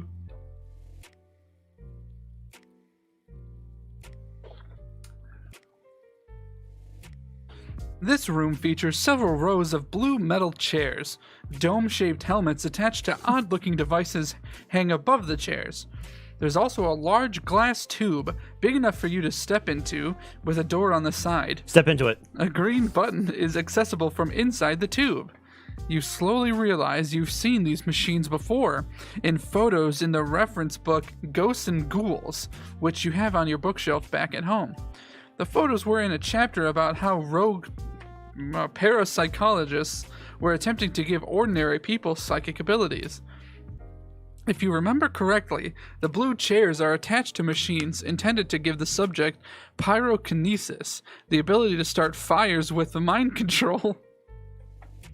Start fires with mind control. Oh. Start fires with mind control. Yes, I've noticed. So it's not a biblical thing. All right. The cool. ability to start fires with mind control. Fires with mind control, you say? No, sorry, I lied. Oh, okay. Then why'd you say it? Because that's what it says. Oh, okay. Wait, The are ability you to start fires with mind the control. The guard large that glass tube in the energizer he is the guard that always tells? is an energizing chamber that gives people telekinesis, the ability to move objects with one's mind. Both seem ready to go. Telekinesis. A metal stairwell on the far side of the room leads to some sort of observation booth, which overlooks the room you're in and possibly others. What's up, chipped blue tile? Oh, hey. Sup, Chip Blue Tile. Did you see I did the board game list. You did the board game list. He did the board game list. Did you know that he did the board game list and also the ability to start fires with your mind or whatever? Which we are not doing. Metal Star, possibly others. If you sit in one of the pyrokinesis chairs, go to story card 117. If you enter the telekinesis energizing chamber, go to story card 106. If you skip this weird equipment and climb the stairs to the observation booth, go to story card 99. Observation booth or telekinesis? Telekinesis. Telekinesis. Telekinesis. Yeah, check the Discord. Go to I story added card you. 106. Atted you. Etted. 106. 106. Bat nat nat. Bat nat. You enter the energizing chamber. Yeah. You enter the energizing chamber. You enter the energizing chamber and You shut the enter door. energizing chamber. Fires with your mind. You press a green button and on the interior wall, and the room goes dark while the large glass tube emits a blinding white light, forcing you to cover your eyes with your hands. You can feel the machine rewiring your neural pathways to activate mysterious, previously untapped portions of your brain. The pain is horrible.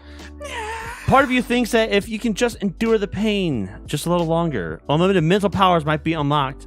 Another part of you is concerned that your head might literally explode. If you're level 4 or higher on the psychic scale, draw a clue. We definitely need to 9. get to level 5 before the end of this chapter. D3.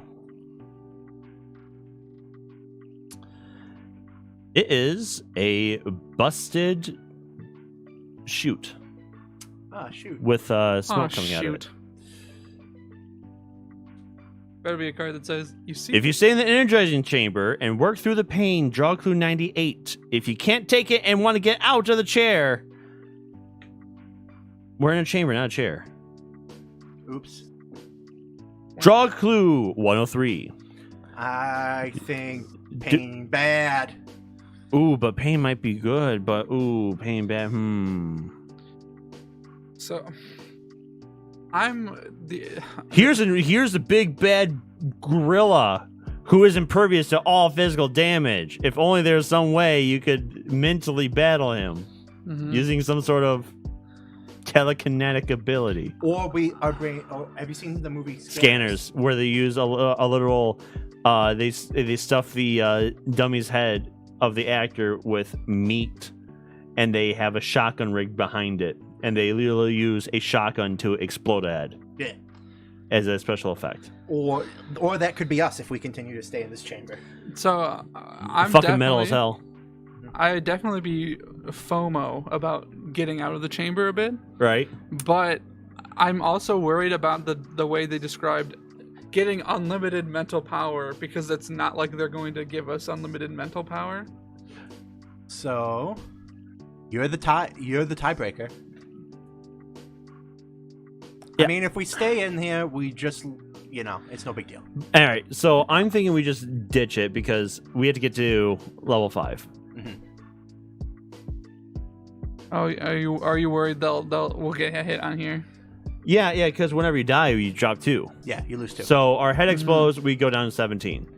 Or we go up 2. Oh, right.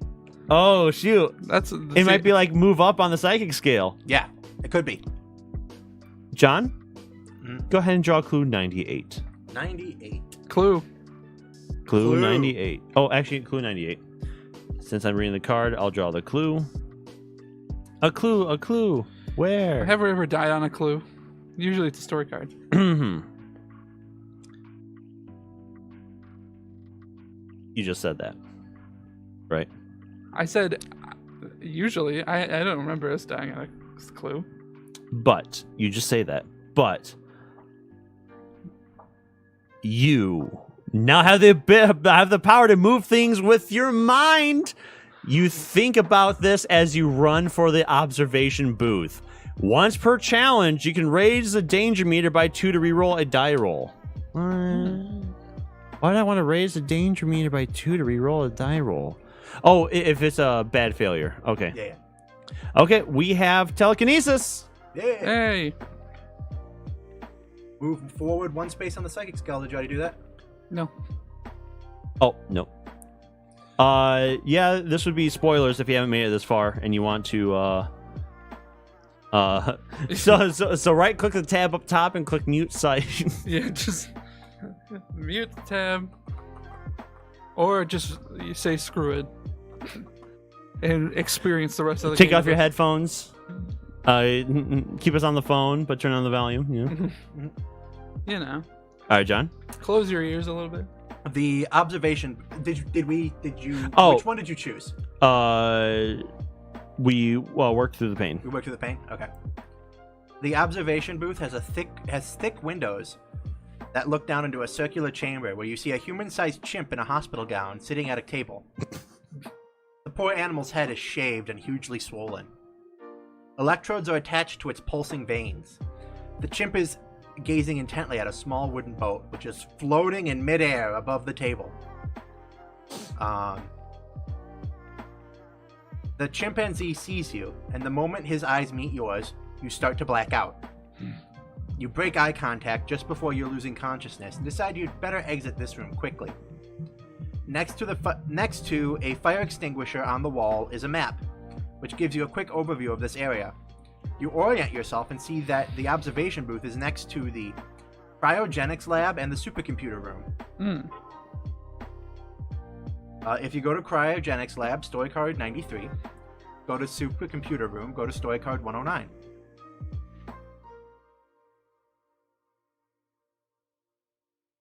Let's see.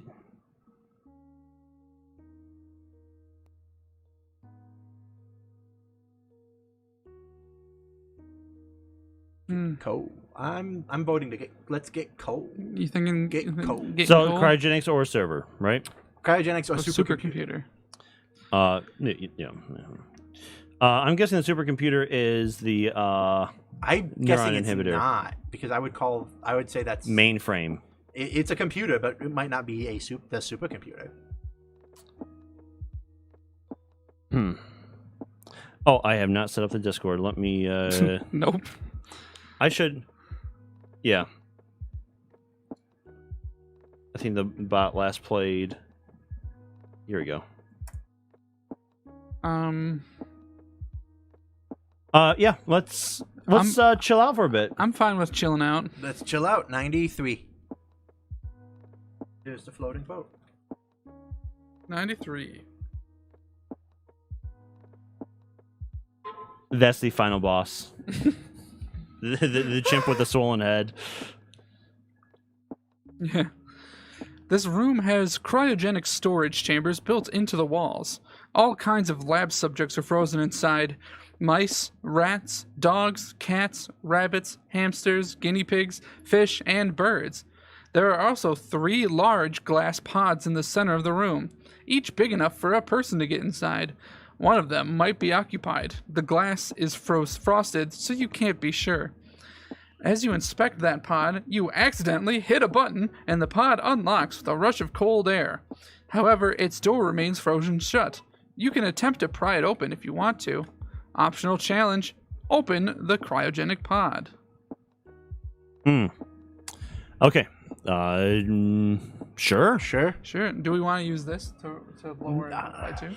All right, we are at 4. And if the danger meter raises again, we're in 5. Right, but what if we need it later? Because it does Right. say it's psychically important. Oh, it is?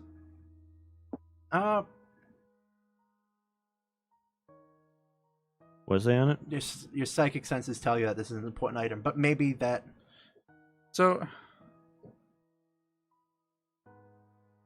does the rule say if we use this, we have to discard it? Yeah. But it doesn't say like if you haven't used, right? It just says if you have this item, because we'd still have it, wouldn't we? Technically. Wait, what does it actually say about this? Some clues are items to keep it and use later. If you draw a clue card that says keep this item, place that item face up in your inventory below the game board. You may use only one challenge booster in a challenge. As you roll for the challenge, add the number on your challenge booster to your die roll to determine the final outcome. After challenge, return the challenge booster to your inventory. Oh, okay. Oh, So we could have been using these the whole time. I think. If you roll a 1 while using a challenge booster, it is discarded from the game. Oh, okay. I think some items are one use and some are not. Yeah, maybe. So yeah, let's try it. In that case, I feel more safe. just don't get a fucking 1. Yeah. Darren, you have the die. So we just need a 2 or more. Yep. Yeah, that works. Cool. We did it. We did it. Wait, have we used a challenge booster before? I think we did once, but it was a But either discard this item because it was like the starting equipment. Oh yeah. All right. Yeah. okay. Yeah. Or was it the sword? Did we have the sword? Double check. He's checking. Just keep reading. Win, draw clue 90.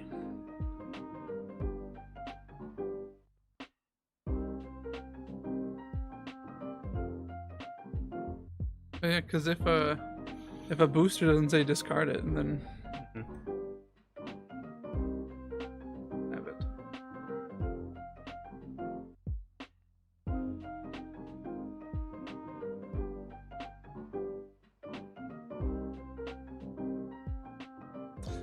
Yeah. I guess we still have a saber Oh yeah.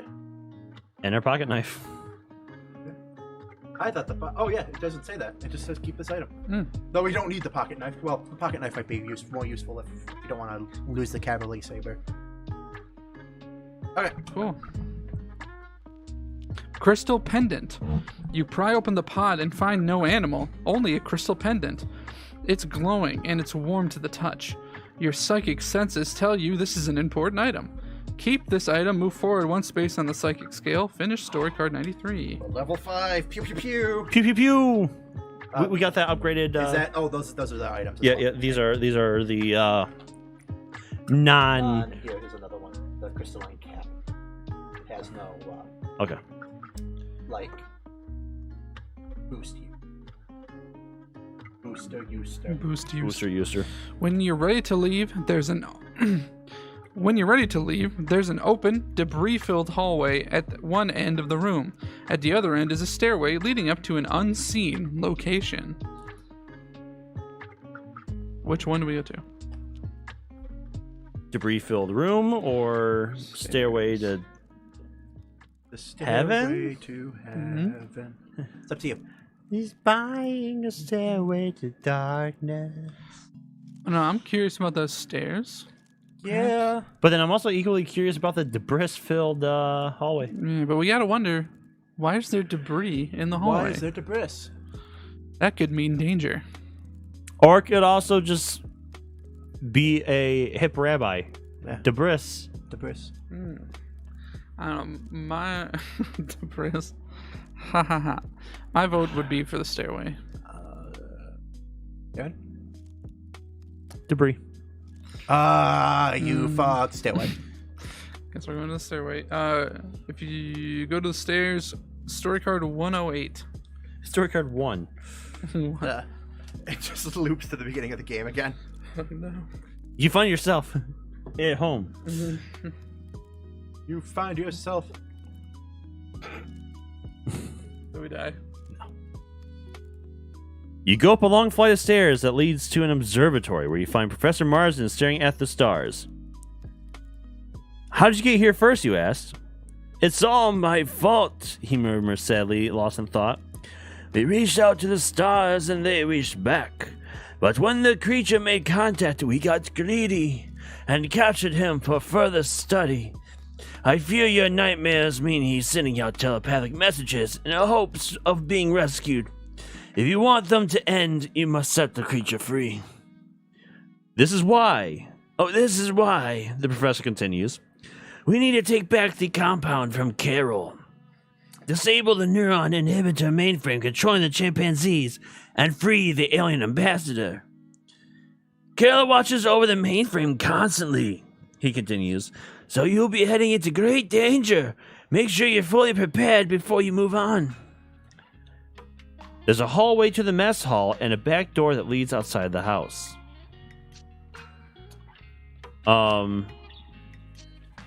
Okay.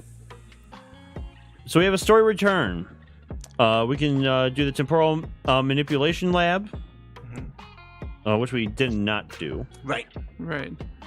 Psychic development, Which we did do. armory, Which we did not do.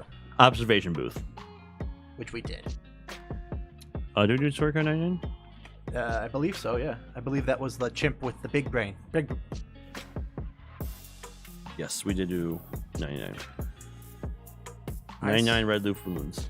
I say we go to the observation, Observation booth, The armory. Armory or temporal. I say temporal. Yeah, because we found out what this meant, so Which is bad brain. bad brain. Don't sit in chair. But we do have to raise this though. Yeah.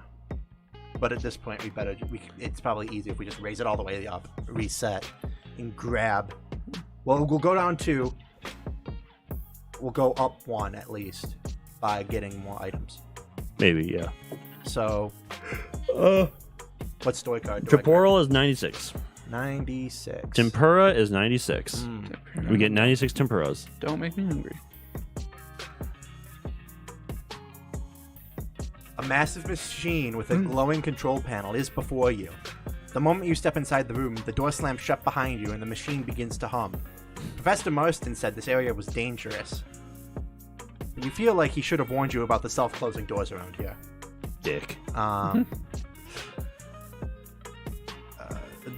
The glow of the control panel is getting brighter, and the hum is almost deafening now. You look for an off button, but only find a big dial with 3 settings: past, present, and future. And Wumbo. Past, present, future? This is a time machine. If you don't pick a setting in fast, something seriously bad might happen. If you set the machine for the past, go to story card 104. If you set the machine on present, go to story card 95.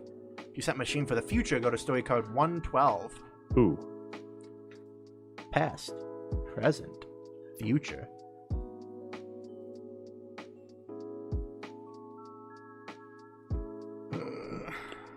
I think 105 has one of these green borders on it when I was looking through it. That'd be interesting to see what that does. 104. Oh, 104. All right. 105 wasn't it? No. It's 104, 95, or 112. Oh, okay. 104, 95, or 112. I'm kind of thinking past. Maybe we get more insight onto like what's going on. I'd be fine with that. Sure. Let's go I'm into the afraid past. we go to the future and it's like apocalypse ending. You know, it's like, oh no, it's ruined, everything's broken, and then you die. I need to go back to the past. Oh no, the temporal machine is broken. To play the shitty games that suck ass? And I'm afraid with the present, I'm thinking that nothing would happen, and then we just wasted moving that up. There you go. 104. Into the past. The walls melt away as time and space shift around you. It's enough to make you feel a bit queasy. You soon become aware that you are standing under a tree at the base of a grassy hill. You're surprised to hear the rumble of thunder, since it's a beautiful cloudless day. Then you see the source of the thunder, a war horse charging over the crest of the hill straight towards you. The man on its back is wearing a horned helmet, and he draws his sword when he sees you. Too far, too far, too far! You're no history expert, but you're pretty sure you've come face to face with Genghis Khan. Oh. And he looks wrathful. You can stand and fight, or you can make a break for it. You could try climbing up to the tree's higher branches before Genghis reaches you, or find cover behind some rocks a short distance away. Optional challenge: fight Genghis Khan. What? I guess it's also a space translocator too. Yep. So that's optional. We could. Because last time I checked, we were like in California or someplace. Yeah. And now we're in Asia. So that's optional, or we can just climb the tree or find cover in the rocks. There's a part of me that really wants to fight Genghis I feel Khan. like we should fight Genghis Khan. We have the sword we can use. But if we get a 1, we lose the sword. Oh, but it's only a 1. Yes, it's only a 1. It's not if we fail it. It's not only if we So get it. let's do that. Let's All fight right. Genghis Khan. We need a 3. And we can also raise danger meter and re-roll. Yeah. Yeah, Fighting him! we fought Genghis Khan. I'm drawing 94. Imagine that bar story. Well, Did I imagine tell now, you guys about the time I fought Genghis Khan? Fuck off, Gary! and now in history books, some random dude killed Genghis Khan in some random field. You come back to the present. There's nothing there. The butterfly effect is taking effect. Even though it's kind of big butterfly. You defeat Genghis Khan and take his Mongolian war bow. Keep this item, move forward 1 space on the psychic scale, lower the danger meter by 4, and finish story card 104.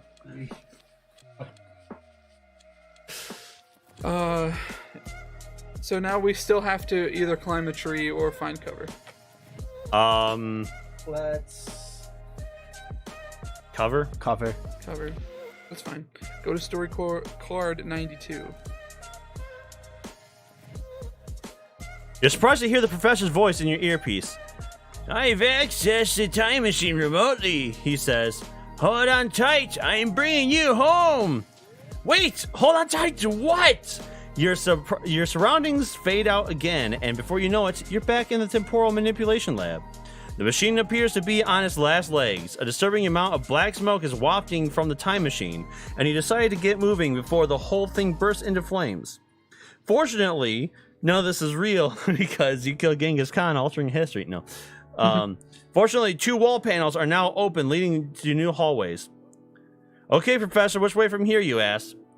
To the left is the experiment supercomputer, and the armory is on the right. I'm British, you know, he says, but it's not safe to... Whatever technology is transmitting his voice shorts out. The experimental supercomputer is on a green desk with curious oversized orange frog paperweight. It looks like it's made of metal and must be quite heavy. The eyes of the orange frog are yellow, and you feel yourself being drawn to them. If you head for the armory, 94. If you check out the supercomputer next to the orange frog paperweight, 109. 94, 109. So here's my thought. 94, 109. Here's my thought process. So before we had the chance to go to the supercomputer, Yes. and we didn't, and it was a good choice. I'm afraid that the supercomputer is a bad choice. I don't think any room is a bad choice, except like some obvious ones, It Like could the be. tunnel. like the tunnel. And the garage where we have a truck key. Right. But Hey, Bing. Bing. hey Bing, another good point about the armory is in that story Armory. return, one of the places you could return to was the armory. In the what? In the story return, you Yes. could go to the armory. Yes, the And- armory is a major thing, a major section, but the supercomputer is not. So, So- are you thinking armory? I'm then? thinking armory. Okay, we can do armory. It's either armory or we do supercomputer and then we have to spend money to go, not money, but spend those points to go to the armory. And I'm okay with risking whatever we lose by not going to the. No, Patrick's out of town. Yeah. So yeah, my thought is to go to the armory, and then we might miss something from the supercomputer, but we also might, That sweet frog ornament. right? Or it could be a trap. You kind of want that froge. Of course, I want that froge. The John. froge. You don't froge. think I want that froge? Froge. But John, we gotta think with our heads. None Yeah. of dicks. Patrick stepped in for me last week because I gassed myself with cleaning chemicals. Cleaning. Yay! I mean, I'm fine with either. I kind of want to go to the supercomputer, but also armory. Maybe there's like a nice thing we can just beat up the one thing we're after. I mean, I'm not 100% like against the supercomputer if you both want to go, but I've given my reasons for Okay. the armory. Yeah, I'm leaning towards supercomputer because, like, for armor, we have enough like combat weapons. But we don't have a rocket launcher, We do not have a rocket launcher, but we have Genghis Khan's war bow. We do. which also explodes. So I'm saying armory. John's saying supercomputer. Darren, you can make the choice. Neither of us will be mad on what you choose. Pick for yourself. James, remember that.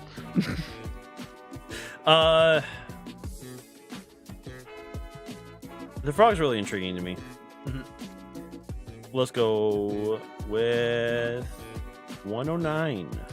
109. 109. You've doomed us all. 109. Probably. 109.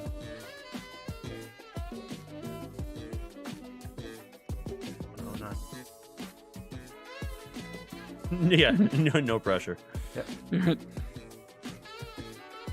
As soon as you enter the room, the computer lights up. Present your credentials. A digital voice demands. It must be the Nat. you mutter something about being the new lab assistant. I judge that to be false. You have come here seeking answers. My memory banks contain all the information you desire, but access is forbidden. Can we say please? Yeah, please. You don't see a keyboard, or apparently voice commands are the only way of interacting with this thing. Unless, of course, you can best me in a competition of my choosing.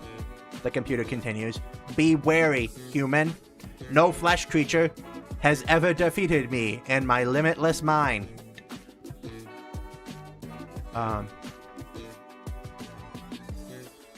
Optional free action. If you agree to compete with the supercomputer, draw a clue 97.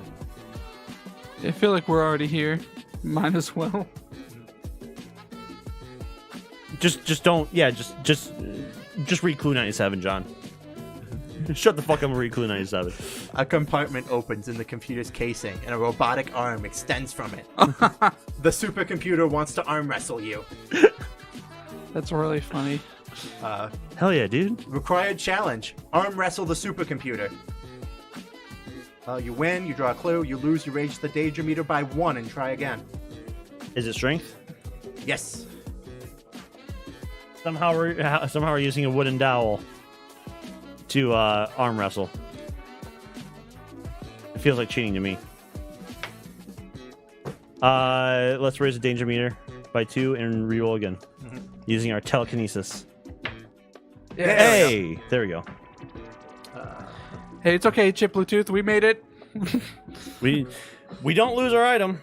Because we have telekinesis that John didn't want to get. I didn't want our head to explode is what I didn't want to happen. Yeah.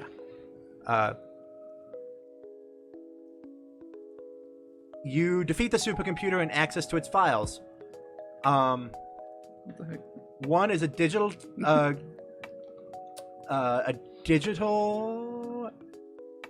digigram. What? John English? Sound it out. You defeat the supercomputer and gain access to its files. One is a diagram of a rod-shaped device Oh my Diagram? gosh. Diagram? called a quantum synthesis stabilizer. Digigram. Diagram.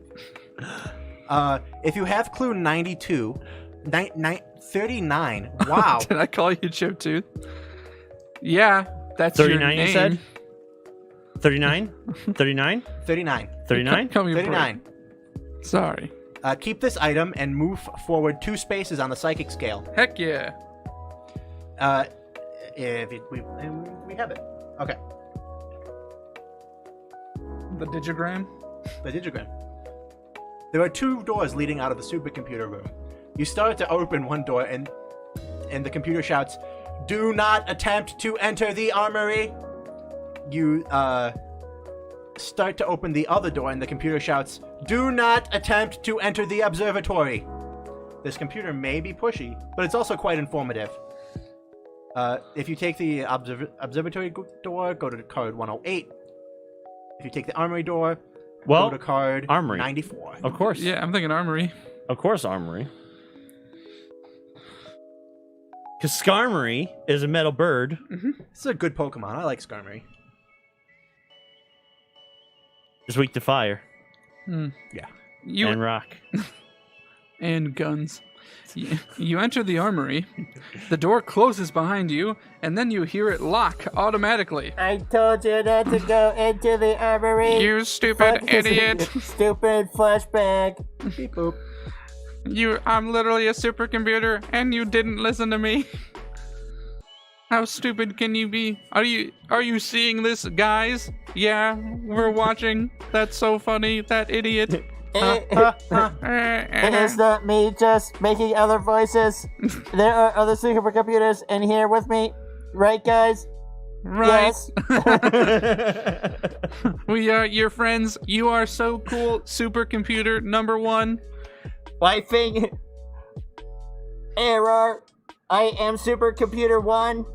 Why am I not supercomputer 0? There is another. You have a sister. Leia. That's right. Luke. Okay, and then it just plays out the rest of Star Wars. And that's Star Wars, yeah. You enter the armory. Another sky. The door closed behind you, and then you hear it automatically lock. The room is nearly empty, and What you a realize... dumbass. Yeah, what an idiot. And then we just do that whole thing again. You realize, completely empty, and you realize with a shudder that whatever weapons are usually kept here are probably in the hands of people or chimps roaming the halls outside. The only thing left is a massive artillery gun mounted on a swivel in the center of the room. Can't take an artillery. We're not gonna drag an artillery gun. I'm going to sneak attack with a damn artillery gun. It with us. I Yeah, hear my yeah. voice. Don't worry about Don't it. worry about it. There are also a bunch of lockers lining one wall, if you'd like to search through them. Optional yeah. challenge. Search the lockers. If you are level 3 or higher on the psychic scale, add +1 to your roll in addition to any observation, whatever challenge booster. Oh, we don't have any perception challenge boosters. We do not observe. Yep, we do not. We don't. So add a run to the roll. So 4 or higher. 4 or higher. Yay! Draw clue 92. It's an In Artillery 92 gun. Please, if this is not an artillery gun. The artillery gun doesn't even have wheels. Here we go! Artillery! Oh.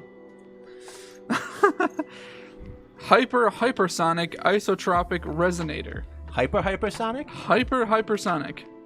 Very hypersonic. Yeah, Yes. ADHD hyper even. Honestly, that hypersonic isotropic resonator, pretty hyper. Yeah, quite hyper. You find a tech catalog with details on an object called a hypersonic isotropic resonator. If you have clue 87, keep this item and move forward 2 spaces on the psychic scale. We do. Keep this item and move forward 2 spaces on the psychic scale. We're maxed out the psychic scale. We are the most psychic that has big ever brain. existed. We have The big brain energy. meme, it's the last one we've unlocked. We're just glowing. Finished. Story card 94. We are literally Dr. Which Manhattan was right now. the hypersonic isolator? The crystalline cap. Ah. There's a door here, and you can see through its window and that it leads into a stairwell. Unfortunately, this door is locked. Oh. The artillery gun you found has a shell in it, though, so you could probably blast your way through. As a matter of fact, why limit yourself? With that thing, you could probably get through the wall opposite the door. Instant shortcut. Which do we do? All right, so what about the door? It's a door that what? It leads to the observatory, I'm guessing. 'cause It it's a leads to a stairway. stairwell. Or blast through the wall. Well, I'm going to be the voice of reason and say blast through the door. Oh, John's going to be the voice of chaos and say blast what, through the wall. what number is blasting through the door? 108. that's the observatory. When was the observatory? And then the other one's Yes, 97. That's 108. Yes. Let's go 107 because I don't think we've No, done 97. Oh, 97? We have not done 97. I mean, all I'm saying is it's probably going to kill us. That's fine. Fuck it. You all heard it here first. I'm saying play it safe because we know the And I'm outcome. saying, fuck it. Artillery gun plus wall equals fuck yeah. No, One equals, less shell. yeah, equals no shits given. You carefully navigate straight chunks of Carefully. masonry as you find yourself in a laboratory. There's a closet-sized metal box here, big enough for you to get into, connected to a computer terminal. Some notes you find scattered on the desktop contain terms like DNA decoding unit and cellular replicator. You know what this thing is for. Clones. It makes clones. Clones is a thing it makes. I had the last one. Oh, Ah. You're done sure? stuff like that, Yeah. so I wasn't sure. Yeah. You're sure of it. Well, 90% sure. There's a flashing red light on the terminal that might mean something's not working properly. But the computer is so old it uses punch cards. Yes, it's so old, from the 80s. Punch cards from like 3 years before the 80s. You just know that trying to figure out what's wrong with this computer would be a huge pain. There's a time clock on the wall above a column of time cards with a handwritten index card that says Observatory Employees. Next to it is a stairway leading upwards. Optional free action.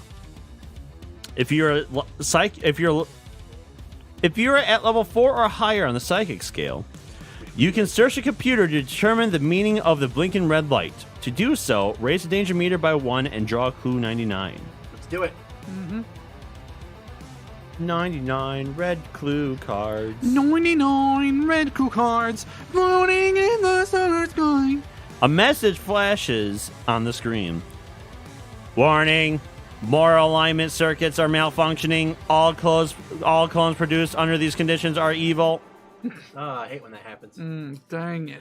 If you try to clone yourself, go to story card 116. If you take the stairs to the observatory, go to 108. Observatory. What, you don't want to fight an evil clone of yourself? I do not want to fight an evil clone of ourselves. See, I'm thinking that's what this might have been. Yeah, maybe. Well, maybe that comes in chapter 5. Maybe. Because it is more of a shoot, I guess. Yeah. If it's a locker that you can step into, that's a pretty shitty drawing. All right. Go back to 108. So, if you try the mess hall in 119, if you leave the house to the back, 101. What's the lead up into that? We have to go destroy the mainframe. This is why we need to take back the compound from Carol, disable the neuron inhibitor, mainframe controlling chimpanzees, and free the alien ambassador. Carol watches over the mainframe constantly, so you'll be heading into great danger. Make sure you're fully prepared before you move on. Yeah, we're pretty. There's a hallway to the mess hall and a back door that leads outside the house.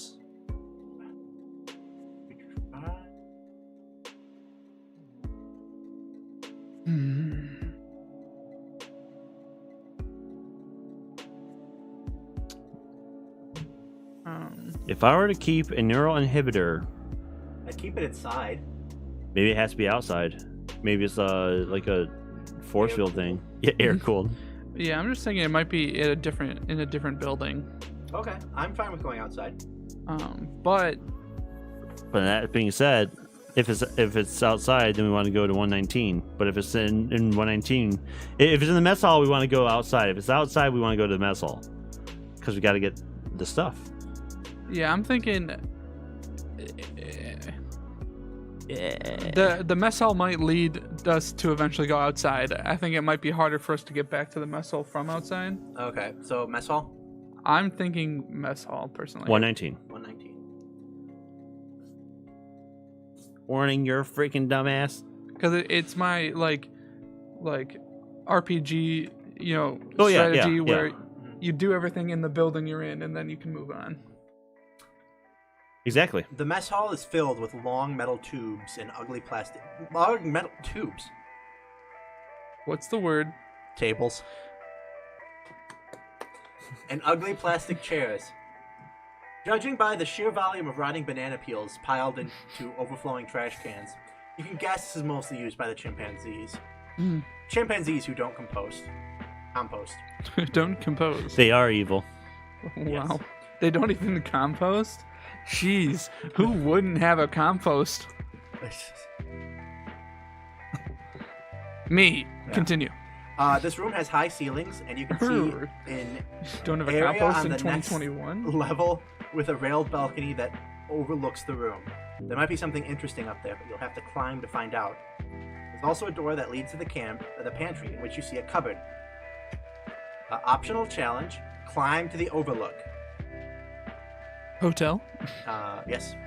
I think we should try it because if we win, we lower the danger meter by 3. Go to story card 111. And then it's climbing, right? Yep. Lose, we raise your danger meter by 1 and try again. You got this, Darren. We need a 3. 3, 4, 5. Yay! Critical success. Go to story card 111. Yeah, you don't need to do that ever again, Darren. Do what? Exactly. 111? 111. 111. 111. 111. 111. Go to story card 911. Oh, no. No. Why? I'm just talking about the Porsche. I'm talking about the day in September. From What's here. the tallest thing in the world? A tree? No, taller than that. Mountain? No. I know. The picture my dad showed me of his work was much taller than that. From here, Red Letter Media. yes. Yeah. From here, you can see into a meeting Little room. one. We watched that whole movie, and I was Did you? 4th of July. I think. I just think most of us were blackout drunk at the time. I don't remember. I don't think we do we? I'm pretty sure we did. Or maybe it was just 2 years ago, and I just don't remember it. Yeah, because we watched The Patriot first, where I got really mad. Or maybe I was someplace else. You might have been someplace else. Because I remember I got blackout drunk during The Patriot, yelling at That's Mel true. Gibson, which is, fine. Yeah. Whatever. Actually, it's It's praxis. To yell at Mel Gibson. Yeah. I can't think of the word, but just go ahead. Yeah. I do remember we did watch a weird movie after. Well, the guy with blue hair. Let's see. I don't remember the specifics. I just remember we watched one of those weird movies that Red Letter Media. We were all blackout drunk, including James, who is a teetotaler. He doesn't drink. Yes. Somehow, it's contact. Yeah. Just like us in the It's- trash. It's the from elevator. Lazard. It just drains your brain. Mm-hmm. Okay. From here, you can see into a meeting room, which is packed to the gills with super chimps. A woman in a lab coat, it must be the diabolical Carol, is operating a large console that must be part of the neuron inhibitor mainframe. It looks pretty solid, but if you're lucky, you might be able to reach it and damage it enough to free the chimps from Carol's control before anyone can stop you. There's also a metal staircase leading down to an aircraft hangar. You see a truck parked in it, but you can't be sure if anyone's guarding it. If you rush into the meeting room, go to story card 103. If you sneak into the aircraft hangar, go to story card 98. Darren, you know what to do. Also, here's Carol. Carol. She looks evil. A face to the evil. 103. All right. You sneak into the meeting room. Wait, no, you don't. How dare you defy me? You sneak into the hangar and discover, to your great relief, that it's unoccupied. There are parts here from what might be some kind of alien aircraft, and tools lie scattered around them on the floor. From here, you can see a large egg-shaped object on the lawn outside the hangar. Optional challenge, scan the tools for something useful. If you're a level 4 or higher on the psychic scale, add +1 to your roll in addition to any perception challenge booster. Yeah. Yeah. So we need a 3. You need a 3. Come on. 5. Draw clue 89. Hey, look at that. Tear gas gun. Yeah. You find a small gun that fires tear gas. Neato. Yeah, we can commit war crimes. War crimes. An unmarked delivery truck is parked here. If only the keys were inside. If you have clue 3, discard it and go to story card 100. If you do not have clue 3, take a look at the egg ship by going to story card 114. Well, luckily, we do have this nice little thing called clue 3. Clue 3. Remember from earlier? 100, John. 100. 100. From chapter 1, you know, All the way back that chapter 1. like a month and a half ago. Or It was whatever. 2 weeks. Oh, Was sweet. it 2 weeks? Oh, yes. Oh, fuck yeah. Okay. The truck is unlocked. You slide the I'm key scared. into the ignition and it starts. Yeah. As you pull out of the garage, you see a sliding glass door to the meeting room where Carol sits by her mainframe, with her along with her chimp army. Take a deep breath, Oh no. crack your knuckles, and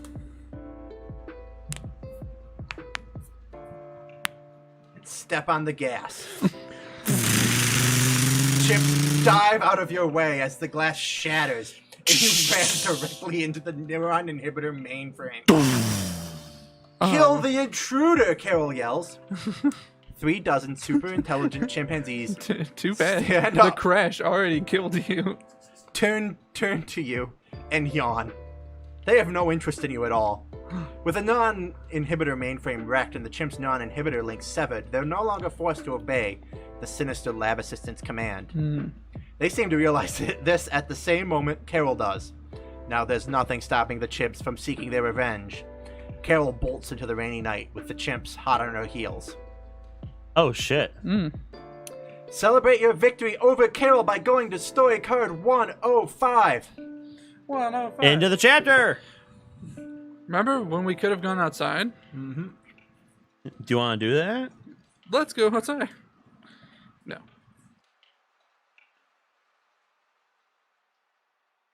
Chapter 4 goal achieved.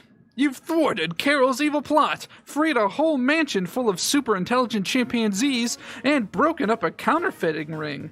On top of that, you've helped Professor Marsden win back control of his lab. Now he'll have plenty of time to consider the implication of his blind pursuit of knowledge and devote the rest of his career to making things right again. All that's left to do now is bask in your supreme triumph. You sit in Carol's chair, lean back, and put your feet up on what remains of the meeting room table, confident that your job is done here. We're done here. End of game. Thank you for tuning in. And what? Or is it? Go to story card 120. 120. An alarm sounds. And about 50 lights on the neuron inhibitor mainframe console start blinking. Professor Marsden comes running into the room. Oh no! He mutters under his breath. That thing's probably just malfunctioning. You say. That thing is probably just malfunctioning, you say. I really did a number on it. Chuck. Professor Marsden. You Chuck. see this? Yeah. And we killed Genghis Khan? And we killed Genghis Khan. Score 1, America. Genghis Khan, 0. Heck yeah. You both jolt back as a strange booming voice comes from the speaker on the neuron inhibitor mainframe console. The full force of the Chrysalis Armada is upon you, it says. We demand the release of our ambassador. Although we hate violence, we will reduce your entire planet to galactic rubble if you do not obey us.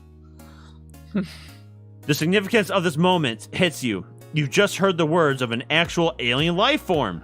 The professor is as pale as a ghost. Ghost? Let's release the alien, you say. That's what we were planning to do anyway, right? About that, he says, it may not be quite so simple. Dun dun dun. Find out right now. On chapter 5. Oh, just so you know, Yeah. these were all the cards that could kill us. Dang. Like how? One is The loneliest number.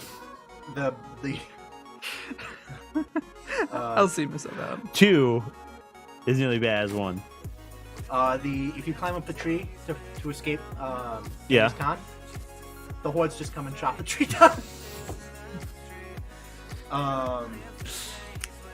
This is if you don't go to the past or the future, the machine, you enter the time stream and you just go crazy. 112 was the future, right? I think so. Oh, was 112 one of them? Oh yeah, your surroundings fade out. Laboratory tug. Oh yeah.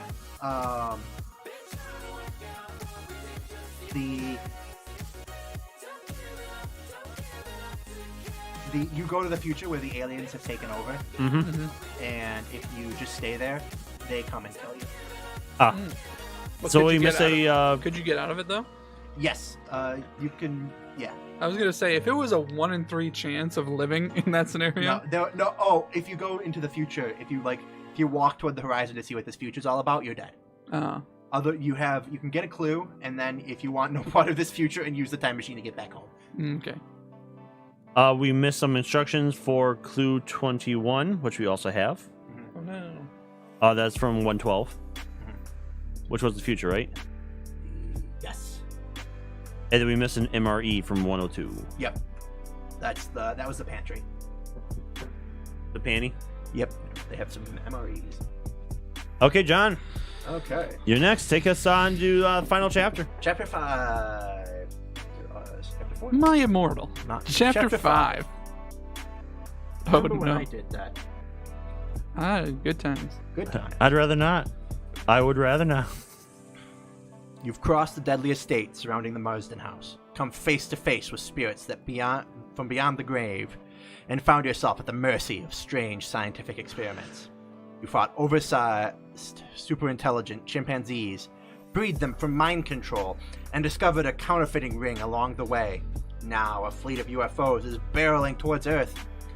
And unless you can free the imprisoned alien ambassador before they arrive, the entire planet is doomed. The alien is locked away in the old prison beneath the mansion, Professor Marsden says. It's a dangerous labyrinth, not easily navigated. You have a map, right? What are you talking about? You reply. There are 3 cells in that place. We were there 45 minutes ago. That's the new prison, the professor says. That's the newly refurbished prison.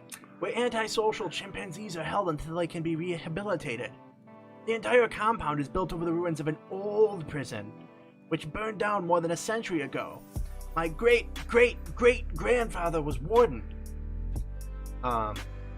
You remember your strange out-of-body visions in the elevator and the deep sense of foreboding that came with them. Should never have put him down. We should have known. Wait, what are you saying? Oh, I mean, no, he's There. still alive. The professor says. He's definitely breathing. The prison has always been a Should have horrible... never put him- 100%. We should have never put him Cursed down. place. Excuse me. But now that creature has found a way to make contact with the world outside his cell. Wait a second, you say. This alien ambassador, isn't just responsible for my nightmares, is he? It's the alien was the one who called me this morning. But how do you even find me? The phone book is full of private investigators with far more experience than I have. You suddenly remember, though. Your Yellow Pages ad doesn't list you as an aspiring detective. It lists you as a psychic investigator. I'll find the alien, you say, to reassure yourself as much as the professor. I was born to do this. Before he can respond, the professor notices something on the mainframe console and gasps. The alien armada will enter Earth's atmosphere in just 20 minutes. Start a timer right now. Start at 20 minutes. Quickly, or timer. all is lost. Draw clue 108 to discover your goal. James, what is our goal? Our goal. Legends of the Hidden Temple. Chapter 5 goal. Release the alien ambassador and attempt to save planet Earth. Wow, that escalated quickly. Yeah. Okay, you say. You've been down there before, right? Do you have a map? No! Carol handed all of that. All I know is that there are 2 ways to get Of into the course structure. not, you idiot. Through the original prison entrance along the back of the house, and through a long, dark hallway that I've been too afraid to investigate. Don't forget, keep your earpiece turned on so we can communicate. Head to the prison entrance, 127. Go. Hallway, 133. All right. Dark foreboding hallway or entrance? I really don't care. We do not have a flashlight. That is true, so maybe the entrance is that. Maybe this would have actually been the one that wants us to use a flashlight. Yeah, I'm thinking, especially if he's been too afraid to go there, and he hasn't warned us specifically against going to the prison entrance. Yeah. I'm thinking prison entrance. Okay. Start prison entrance, and I'll be right back. Which I'm is? gonna take a 127. I'm gonna get some more water because doing the professor's voice sucks, and take a. I'm gonna take a nap. Okay, good night. I don't know. Just I've been really crashing around like 11. Well, I mean, that'll help. You mean like normal people? I mean, before I went on the night shift, I didn't. But of course, I have been waking up at like 7:30. Well, that's a good habit considering you're gonna have to waking up. Well, For yeah, work? yeah. I literally stayed up all Thursday. Did you end up beating Ratchet and Clank? Yeah, I beat it. I am trying to platinum it. It's good. Yeah. Not that you can play it or anything, because you don't have a PS5, but yeah, It's good. true, and I've never played Ratchet and Clank anyway. Oh yeah, Ratchet and Clank have always been pretty good.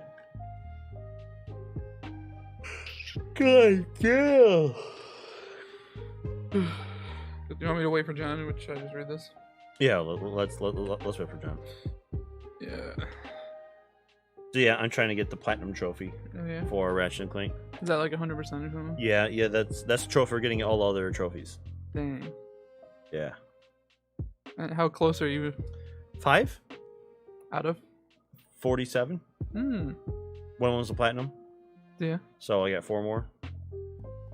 But it's a pain in the ass, Hmm. especially because I'm doing pretty much New Game Plus on the hardest difficulty. Oh dang. Ugh. Yeah, I just bought a racing sim, but it's specifically for like go-karts.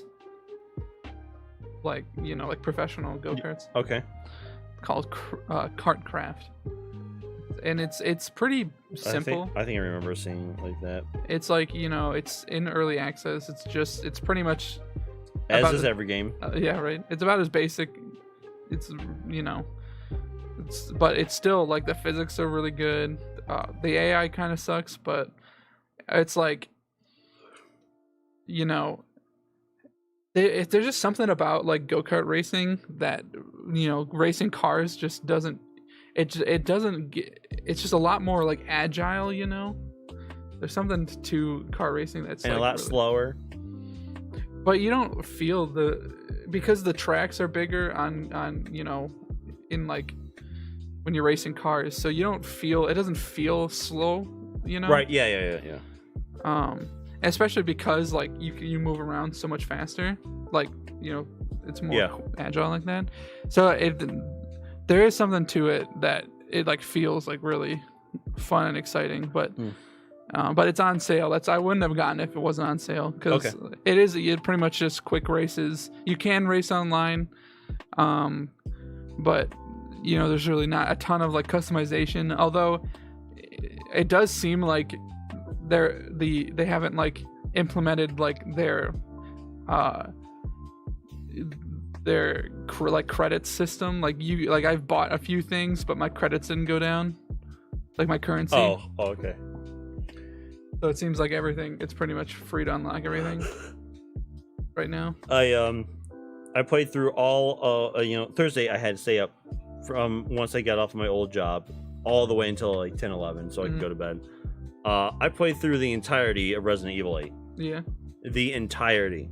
Did you like it? It wasn't bad. It was a little ridiculous at points. Yeah. Like really ridiculous. Mm. You're dead. You're not dead. Oh, you've been dead all along. Oh, you're dead again. It's that fuck you. Mm. Oh, okay. Oh, Neat. Your daughter's in literal jars. that sucks. I hate it when that happens. It's a rough day. Rough day. Cool. Here we go. Cool. Your daughter's in jars. Yeah, Doors cool. and All right. jars. And on that note, you find the entrance to the old prison through an excuse me, I was about to burp. Through an abandoned section of the house. The boards that were nailed up to keep people out have mostly rotted away, and they were put up at least 50 years after the fire. You can hardly imagine what kind of shape the prison itself is in. You pry the boards off and carefully step into the room. This must have been some kind of check-in area for prison guards and other employees. There's a large hole carved in one wall, which opens into a rough stone tunnel.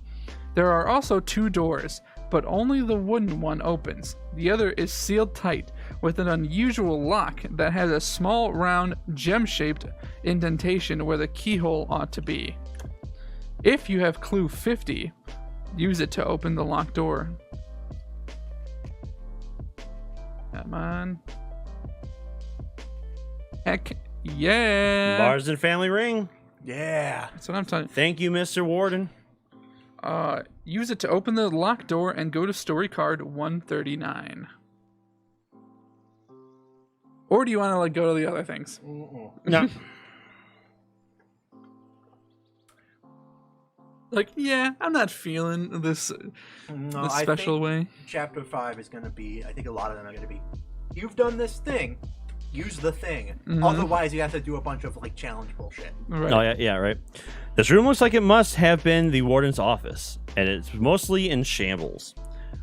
A metal desk has been pushed against one wall, and you find a cardboard box of old copies of the Northwind Times inside. The newspapers practically disintegrate in your hands. They've been down here for at least a century. Yeah, all right, that makes sense. And from the 80s? Yeah, all right.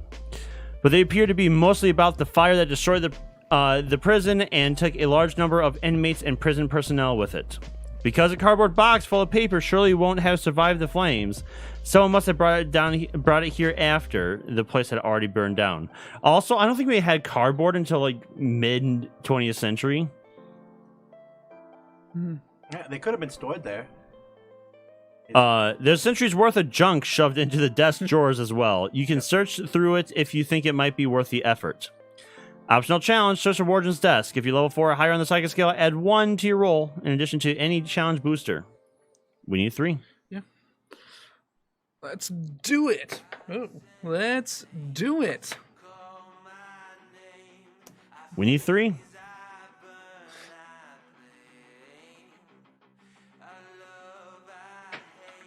There we go.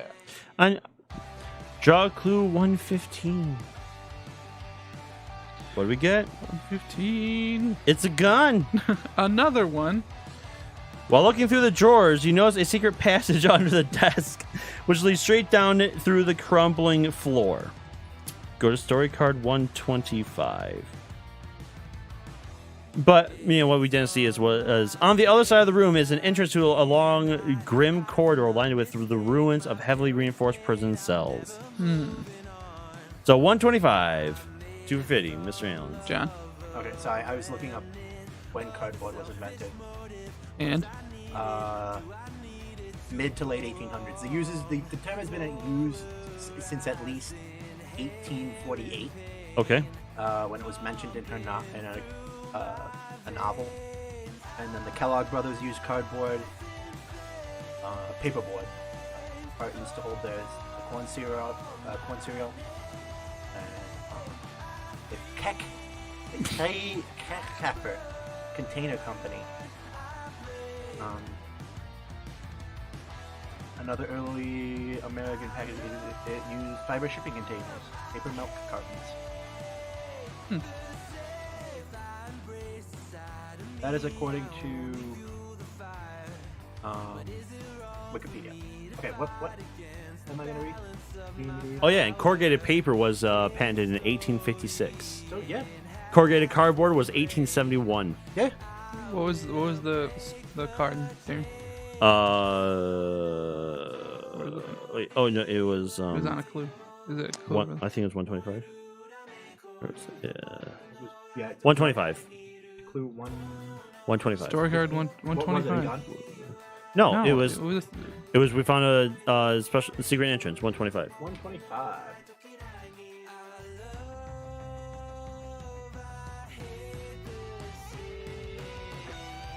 Descend into a cave with glassy obsidian walls and a perfectly still circular pool in the center. A perfectly still pool that's glowing.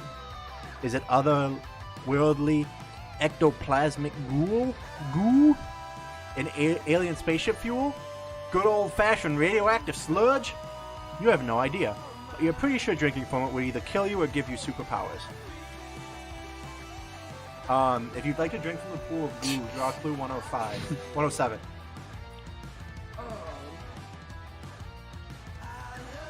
Story card 107? No. Clue. Ooh. We can take a hit. We can die. We can die. Do you want to try it? Hell yeah, dude. Yeah, let's do it. Let's drink goo. Well, what's a clue? 107.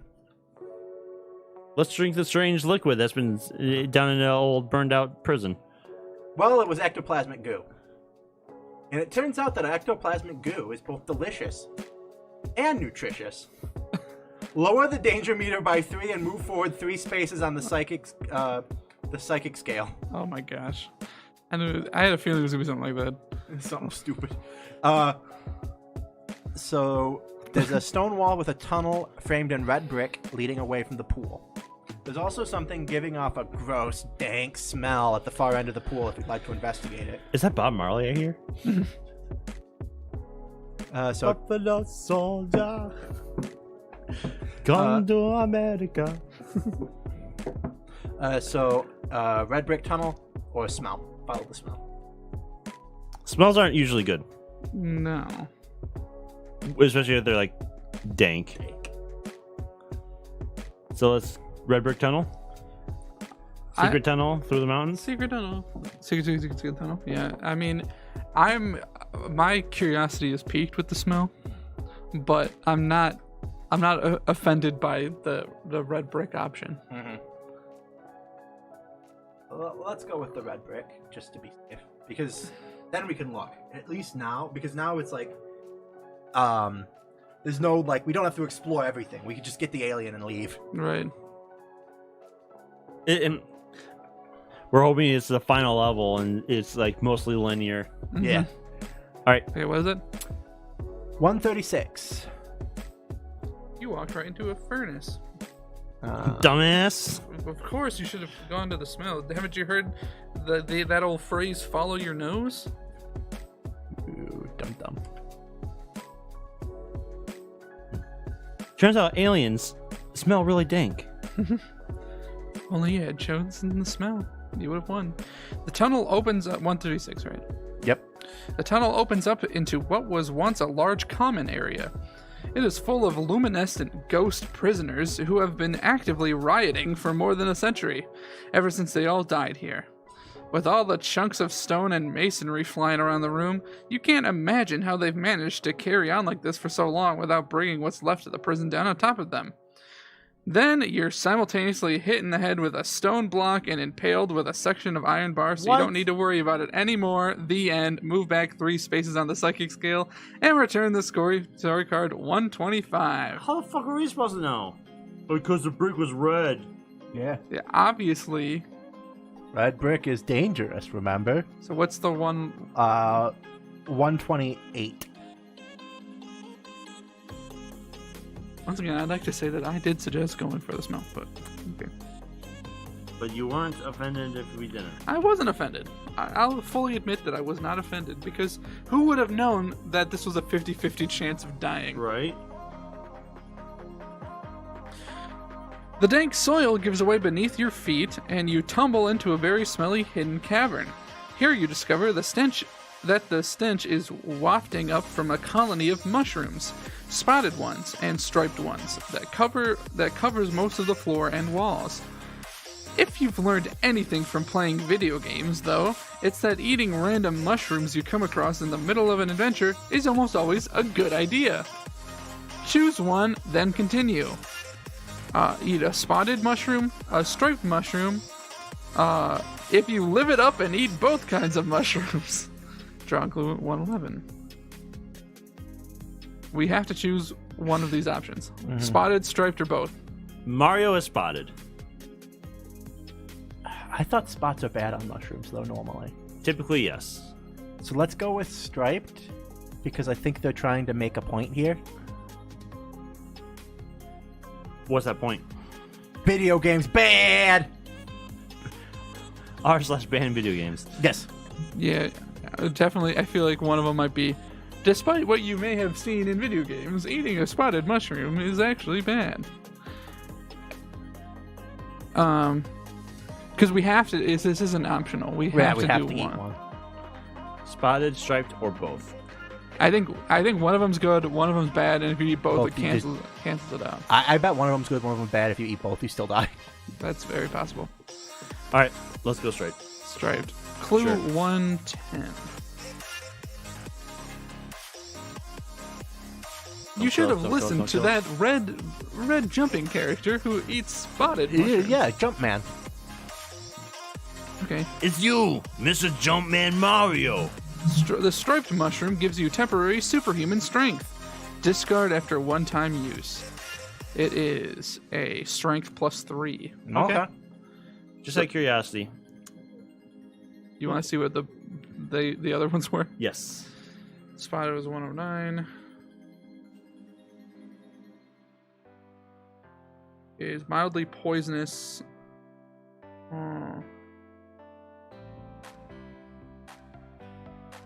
You move forward on the psychic scale 1, but range the danger meter by 4.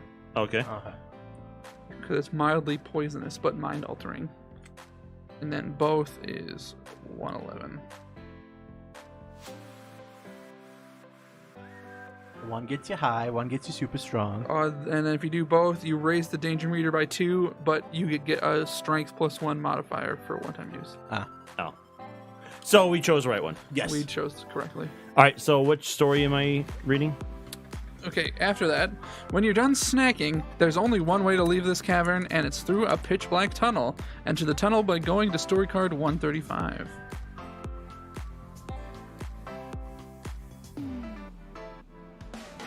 So did you see the records I found on grass sailing today? Yes, I did. No. What do you think of my choices? Or did you look down, look through them, and just saw it stacked? Oh no, I went through.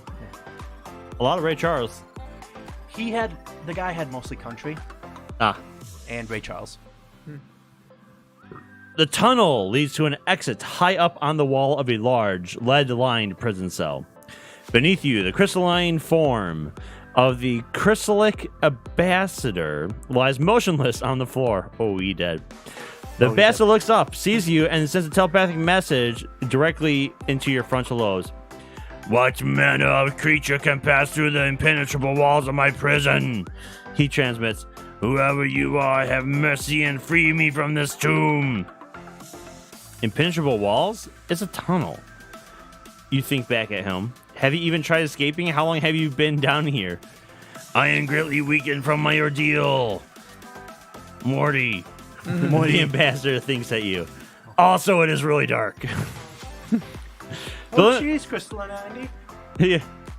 The only way out of this cell is back the way you came. So if you want to take the bastard back to the surface with you, you're going to have to lift him into the tunnel. He is quite heavy. Required challenge! Give the alien ambassador a boost.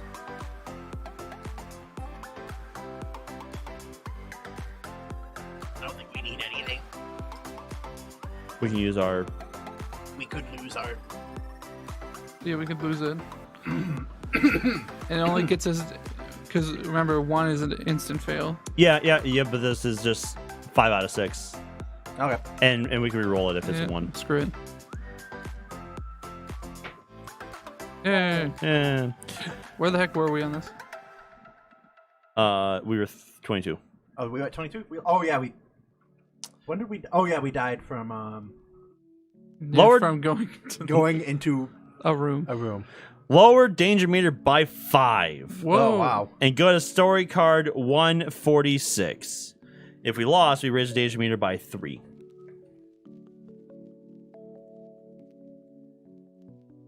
$146, you said. 146. 146. 146. 146.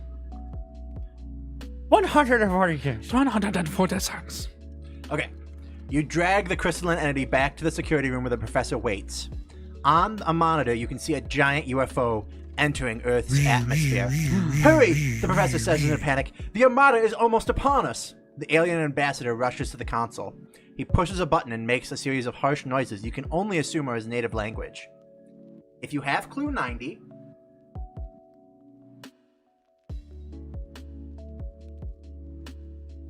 We do. and are psychic level 4 or 5 on the psychic scale, We are. We are. draw clue 116.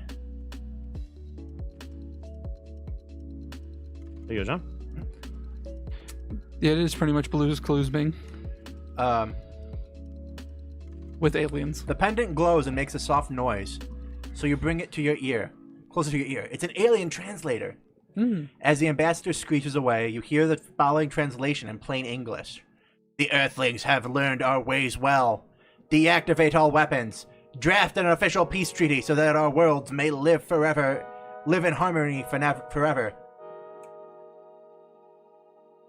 When he's finished, So they too like to imprison ambassadors and Right. I feel like he only knows that one human has is good, but When he- the yeah. first ones he talked to just captured him. When he is finished, the alien sends you a telepathic message. I have contacted my people. All is well. So now what, you asked? Go outside and await their arrival, he transmits. Do not fear them. We have forgiven all your transgressions and will not murder you or the rest of your species. Oh, gee, thanks. So there's if you're level 5 on the psychic scale, go to story card 153.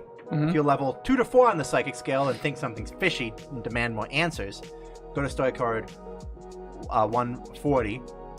If you're level 2 to 4 on the psychic scale and you trust the ambassador and want to wait for the fleet's arrival, you go to another story card. And if you're a level 1, you draw a clue.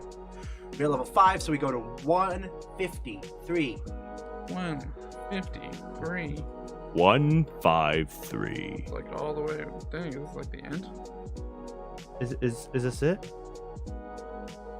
Is this it? 153, you say? Yes, 153. Chapter 5, goal achieved. You walk outside to greet the crystal saucers gathering in the skies above the Marsden house. Oh, crystal saucers. Oh, it's so annoying. Oh, shoot him down!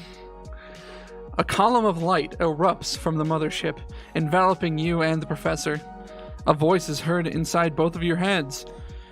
Though you captured our ambassador, the voice says, you have proven yourselves worthy of forgiveness. We are impressed with your devotion to and development of the intergalactic psychic arts. A hatch opens on the ship. We humbly invite you to the Chrysalic homeworld. The professor is downright giddy. Fuck yeah, Just imagine, we're the first human beings ever. Before he can finish, everything goes blank. When you come to, you are both in the midst of a crystalline city where light has never looked so beautiful and air has never smelled so clean. You spend years there, learning the secrets of the advanced chrysalic technology. When the time comes to return home, you choose to stay. The end. Game over. Yay! I think that's a good end. Yeah, that's probably one of the... Try, Yeah, just go to the last cards because they're all the endings. yeah, so we have, 149. I can't imagine a better ending than that, except for if there's like one that's like... All right, so we have You know? 149, 150, 151, and 152. Which are all those on? No. Okay, We have, 140. Which is what? You think something's fishy and demand answers. all right. So 140. Are you sure everything's fine? You ask because the way you said it, it really doesn't sound like it's fine. They don't rearranges his face into what might be a crystalline skull. Fine, you mean to ask whether it's fine that I was locked in a dungeon for years? Oh, years. Okay. You stole technology. Another thing about it, your entire planet will die for your crimes, but the two of you in particular will truly suffer. He lunged at you. Required challenge, fight the alien. When you beat What it, does he look like? a crystal. He's a crystal boy. Crystal Boy. Yep. Then it says 147. You fight him. You rush outside. If only I had the professor flying saucers. If only I had finished assembling my doomsday device. Professor says. Wait, you were working on doomsday device? Well, technically, it's a defense against doomsday devices. Some other stuff.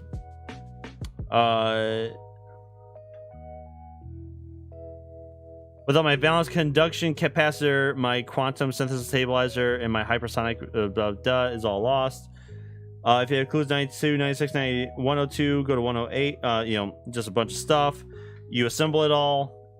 Now we just need a power source, standard 9-volt battery. Then if you have it, you go to 150. The 150, as soon as you snap the battery into the place, the professor's weapon is meant to definitely harm it, blah, blah. You fire it in the right direction, otherwise it would have destroyed Earth. Column red light erupting from the alien mothership merges with the professor's beam, making a soothing lavender. Fortunately for you, it turns out that purple energy is secret weakness to crystallic warships. Engulfs the mothership, bouncing from ship to ship. Alien Ambassador appears, staring at the scene, wide-eyed disbelief. He slowly backs away, turns, and bolts across the lawn to enter an egg ship and flies away. Wait, do we have all this stuff? We don't. I think we have all the stuff, but not the 9-volt battery. Yeah, we don't have the battery. Yeah, we didn't have a battery. What else was on that card? If you are level 2 to 4 on the psychic scale, you trust the ambassador, you go to 149. Nothing left to do but wait and watch it. An enormous crystal saucer gather in the skies. A column of red light erupts in the mothership, enveloping you and the professor. The beam causes every cell in your body to vibrate. Also, it carries a telepathic message. Planet Earth was charged with high crimes against the Crystallic Empire and was sentenced to extermination. However, since you two have shown an ability to learn the galactic psychic arts, we have hope for your planet. We will take you as a sacrifice to interplanetary justice. Your world will be spared. So that's the end. You ask the Earth to sage. Your planet should make no attempt to contact us again. The voice says, "List, you invoke the full force of our wrath." You don't actually hear that last part, though, because the frequency of the beam intensifies and you and the professor are instantly disintegrated. You see the planet. You're a hero, an extremely dead, utterly vaporized hero. And then the last one was draw clue 119, which I did. All right. And it says go to story code 140, which is you don't trust the ambassador. The ambassador's like, "Are you sure it's okay?" And he's like, "No, we're not good."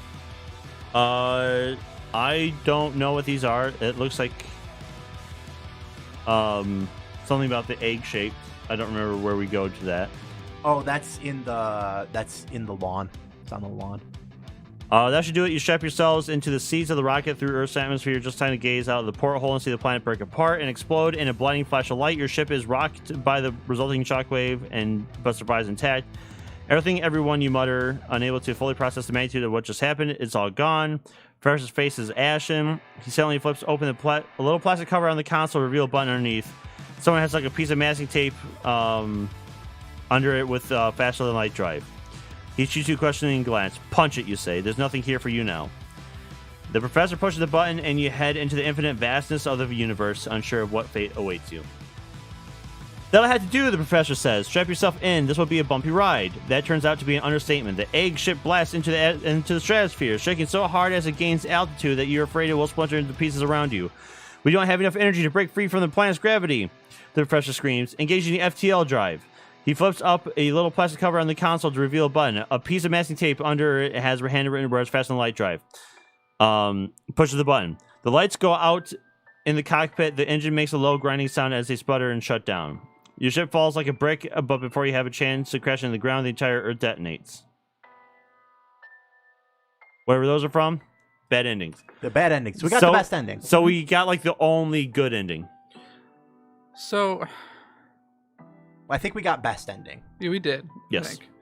I mean, I guess it's technically up to interpretation which one of these you think is the best, but I have a feeling, like, get to go to their home world and be peaceful with them and live on their home world forever. And love it so much that you want to stay there. Yeah. Yeah. That only happens in the movies. So, what did y'all think? It was pretty. It's fine. Good. Yeah.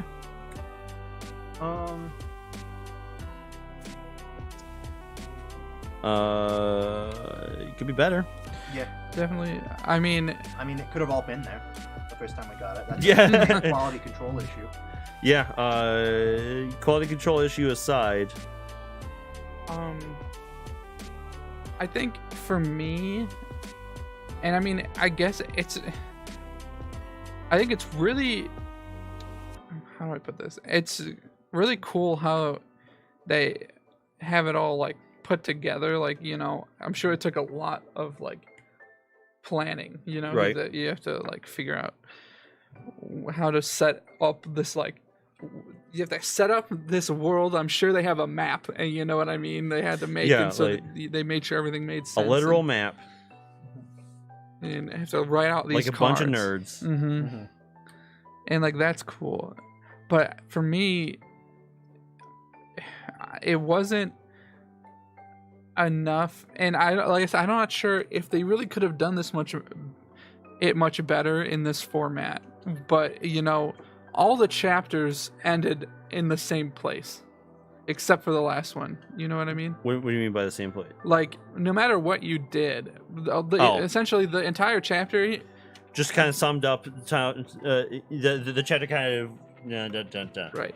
And really, that's how the whole game, the entire first 4 chapters, is trying to get as many clues as you can to like make to get to the end as easy or as possible. Because really, and this is another thing. Really, the whole end of the game comes down to what psychic level you're at. Yeah. That's really the end, is which psychic level you're at. How psychic are you? Right. Take this BuzzFeed quiz. So it really does kind of feel like a shallow ending, because it really doesn't matter what we did. As long as we got to that last card at level 5, then we got the good ending. That doesn't make it a bad game or anything. And like I said, I'm not sure. It would have had to have been a lot more complicated of a game to make it not like that. But that is a factor in, I wonder how their other ones are. Because I've seen, I don't. Do they have other ones? Because I've seen this one at Meyer a lot. Hopefully, it's all intact. Yeah. Right. But yeah, I think there are other ones. I wish that they printed the numbers on the top left, Right. so you could fan it like a normal deck of cards. Yeah, and not reverse or anything like that. To audience, tell us what you thought about it by texting 5656. Warning: you cannot text 56. Well, technically, you can text 5656, but we will not answer because that's not our numbers. Disclaimer: 5656 will indeed not get you to us. Might get you to somebody. We don't know. Some poor guy just trying to sleep. If you want to text us, text 313. False. False. We don't live in Detroit. Live close to Detroit. Just trace our IP address to figure out what to text. Please do not trust.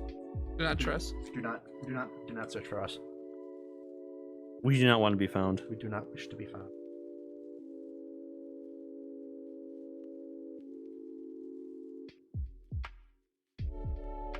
Yeah, I'm guessing it would have been a lot more hazardous if we didn't have the Marzen ring from the dollhouse. Yeah.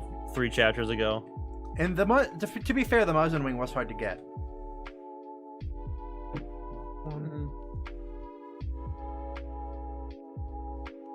Right.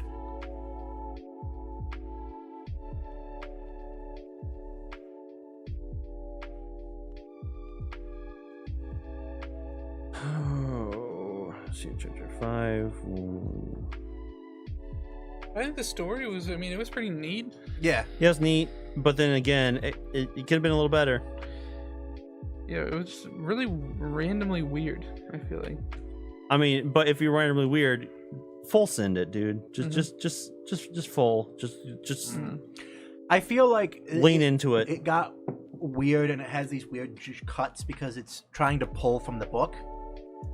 And so, like, they have to like put these like stopping points where the book doesn't like have to do that. Right. That should be all of chapter 4. Here's chapter 5. Here's a bit of chapter 5.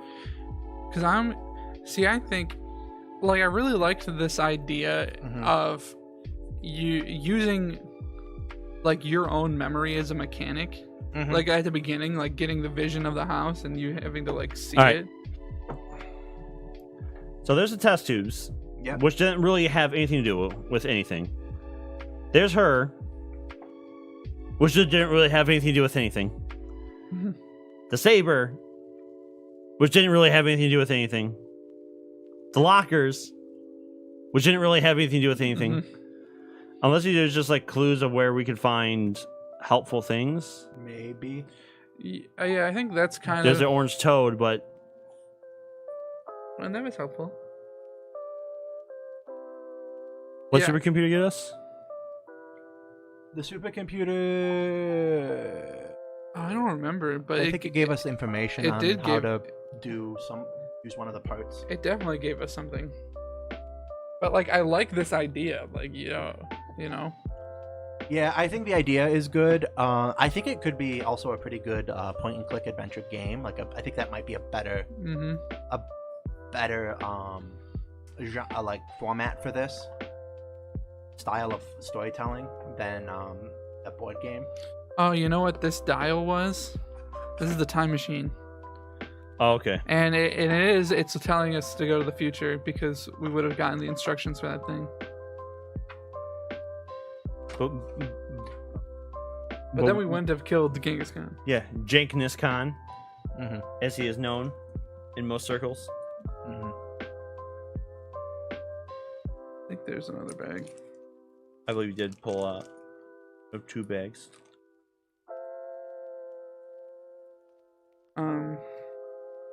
But I think for me, if it was a little bit less silly, Mm-hmm. I would have liked it. See, I don't mind the silliness because Or that's what it's like it was like my issue is either it was partially silly. Mhm. You got baboons, you got ghosts, chimps. Mm-hmm. Yeah, Chimps. it's different. They're different. you got chimps, you got ghosts, Mm-hmm. got aliens, you got everything, but it doesn't do anything other than bat nat nat. Batnet. And ninja. Mm-hmm. Ninja like. Yeah, I definitely think this would be a really neat point and click. Yeah. I think that's more where this would be. Join us next time. We're on board games. We play Day of the Tentacle on board game night. No. Um,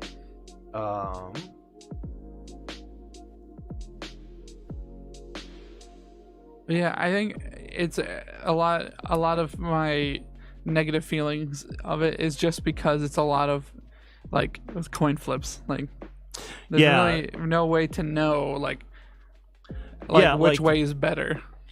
The dining hall, the mess hall, Yeah. Yeah. or no, the mess hall, the That red, the ghost one. Yeah. Yeah, like there's no way to know. Ooh, sorry, Bing. I believe the agreement was BTS Uno when we get our second emote. And if you look down below there, oh look, we don't even have a subscribe button. Uh-oh. How can we get our second emote? It's Tisk. Hmm. Oh well. Oh, sorry, it's over here.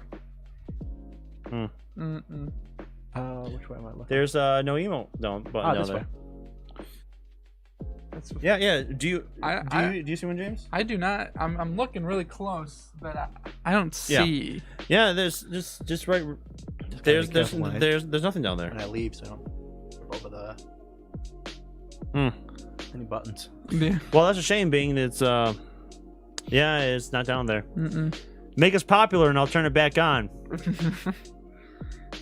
Right. Yeah. You so Tell all your Vietnamese friends to watch this English stream. Yeah, Yes, please. they'll love it. Yeah. I Um, would find that really funny if we just became hugely popular in Vietnam. They call him the Vietnamese PewDiePie. Oh, he's Vietnamese? No, he's just big in Vietnam. Yeah. Huh. Because I mean, going back to the point and click, I would definitely love to see some of this stuff visualized, like in like a Yeah. 3D. Well, then do it. Nope. All right then. Sounds good. Like See, especially like if they like an older point and click, like with the weird pre-rendered graphics look to it, Oh yeah. like that would be a vibe. Like Phantasmagoria and I forget the one that I saw. Let's plays of. Oh, you're talking about the ones that are FMV point and clicks? Yes. The ones after the LucasArts ones, but the ones before, like everything else, during the FMV era. Yeah. Yeah. I think right. Is that what you're talking about? So like you have the original ones, like you have Monkey Island, And then space. What's the space one? You know what I'm talking about, right? Space. Is it just Space Quest? Yeah, Space Quest. Yeah, King's Quest, Space Quest, those. Mm-hmm. King's Quest was the more popular. Yeah. So you got that one where they were like on the Amiga or stuff like that, Commodore, where it was literally just 16 32-bit graphics, and they just walked around weird, and you point and click. But then when CDs became a thing and you can actually put full videos on it, then like around the 95 era, Windows 95 era, or I think even technically 3.1. Yeah, 3.1. I think 3.1 is when they started. When CDs became a thing that you could like get. Yeah, And I think Seventh Guest might also be one. Seventh Guest and 11th Hour, yeah. But those are actually considered fantastic, like legitimately fantastic. Myst, I think, is also FMV one. Myst.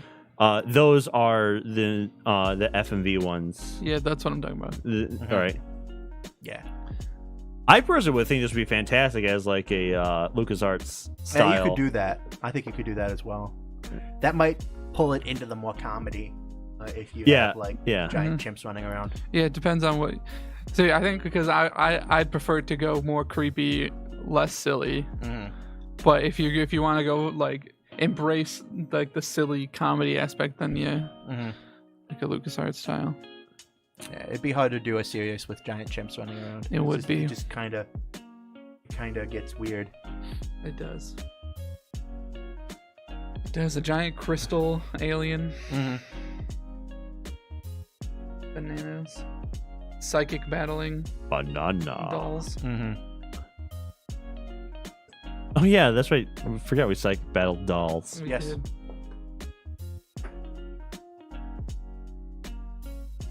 Well, that's that. That is that. It is. I do like that.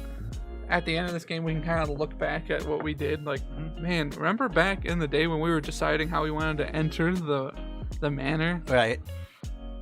Man, those were the days. And now we saved the world and went to a. Somehow it would have planet. been great if they had maybe a couple more aspects to make it less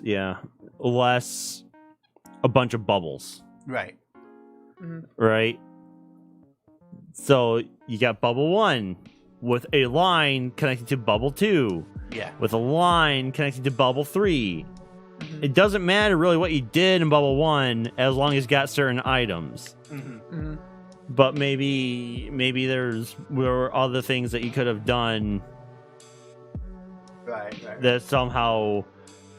But see, that's the thing. It would be hard to do in a version like this, where like your actions affect something later in the game. Yeah. Because then it'd be like, oh, if you did this option in this clue, then do this. Otherwise, do that. See, that's where like video games help, because it can just do all that behind the scenes. Remember your choices. Yeah. Literally, yeah. I mean, that's what video games, computers are good at at remembering inputs and then spitting them out when you ask for them. That's what they do. That what computer do. Oh, board games every Saturday at 8 p.m. Eastern. And join us tomorrow at 5 p.m. Eastern. We're doing something. Where we're racing. We're not racing because there's no. Right, we're doing something. Yeah. We're doing something. That's right. It's not races tomorrow. We'll do something We're doing something. at 5 p.m. 5 p.m. Something shall be done. There will be a stream on this channel. There'll be a stream right here, 5 p.m. With one or some of us. Maybe even all of us. 1+.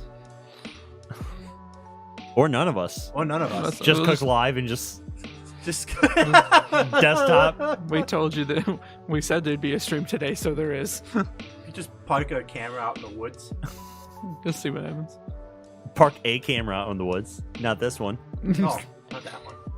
I mean, One yeah, of 'cause these. someone would have to watch it. Yeah, just take one of our, just like go out to Goodwill, buy the shittiest webcam. Just put it on our back fence, just facing towards our neighbor. Yeah. There we go. We'll go do that on my iToy. I think you can hook an iToy up to a computer. I'll have to probably. try it. It's USB. Oh yeah. I mean, yeah, probably someone has done it. But yeah. Camping. It's always 5 yep. p.m. on Sundays. Good night, Chip Blue Tile. Yeah. Chip teeth. Chip teeth. Have a good night. Hopefully, see you later. Yeah. Bye. Bye. Bye. Bye. Bye. Bye. Bye. Goodbye. Goodbye. Goodbye. Bye. Hello. Darren's back. He hasn't ended the stream yet. Also, on this channel, Chris and I will be learning the Super Mario Odyssey any % speed run this week, Monday and Wednesday, I think, like at 7 p.m. Nice. Where we're starting a friendly speedrun competition between us two. Friendly? We'll see how friendly it is. I know I'll be watching.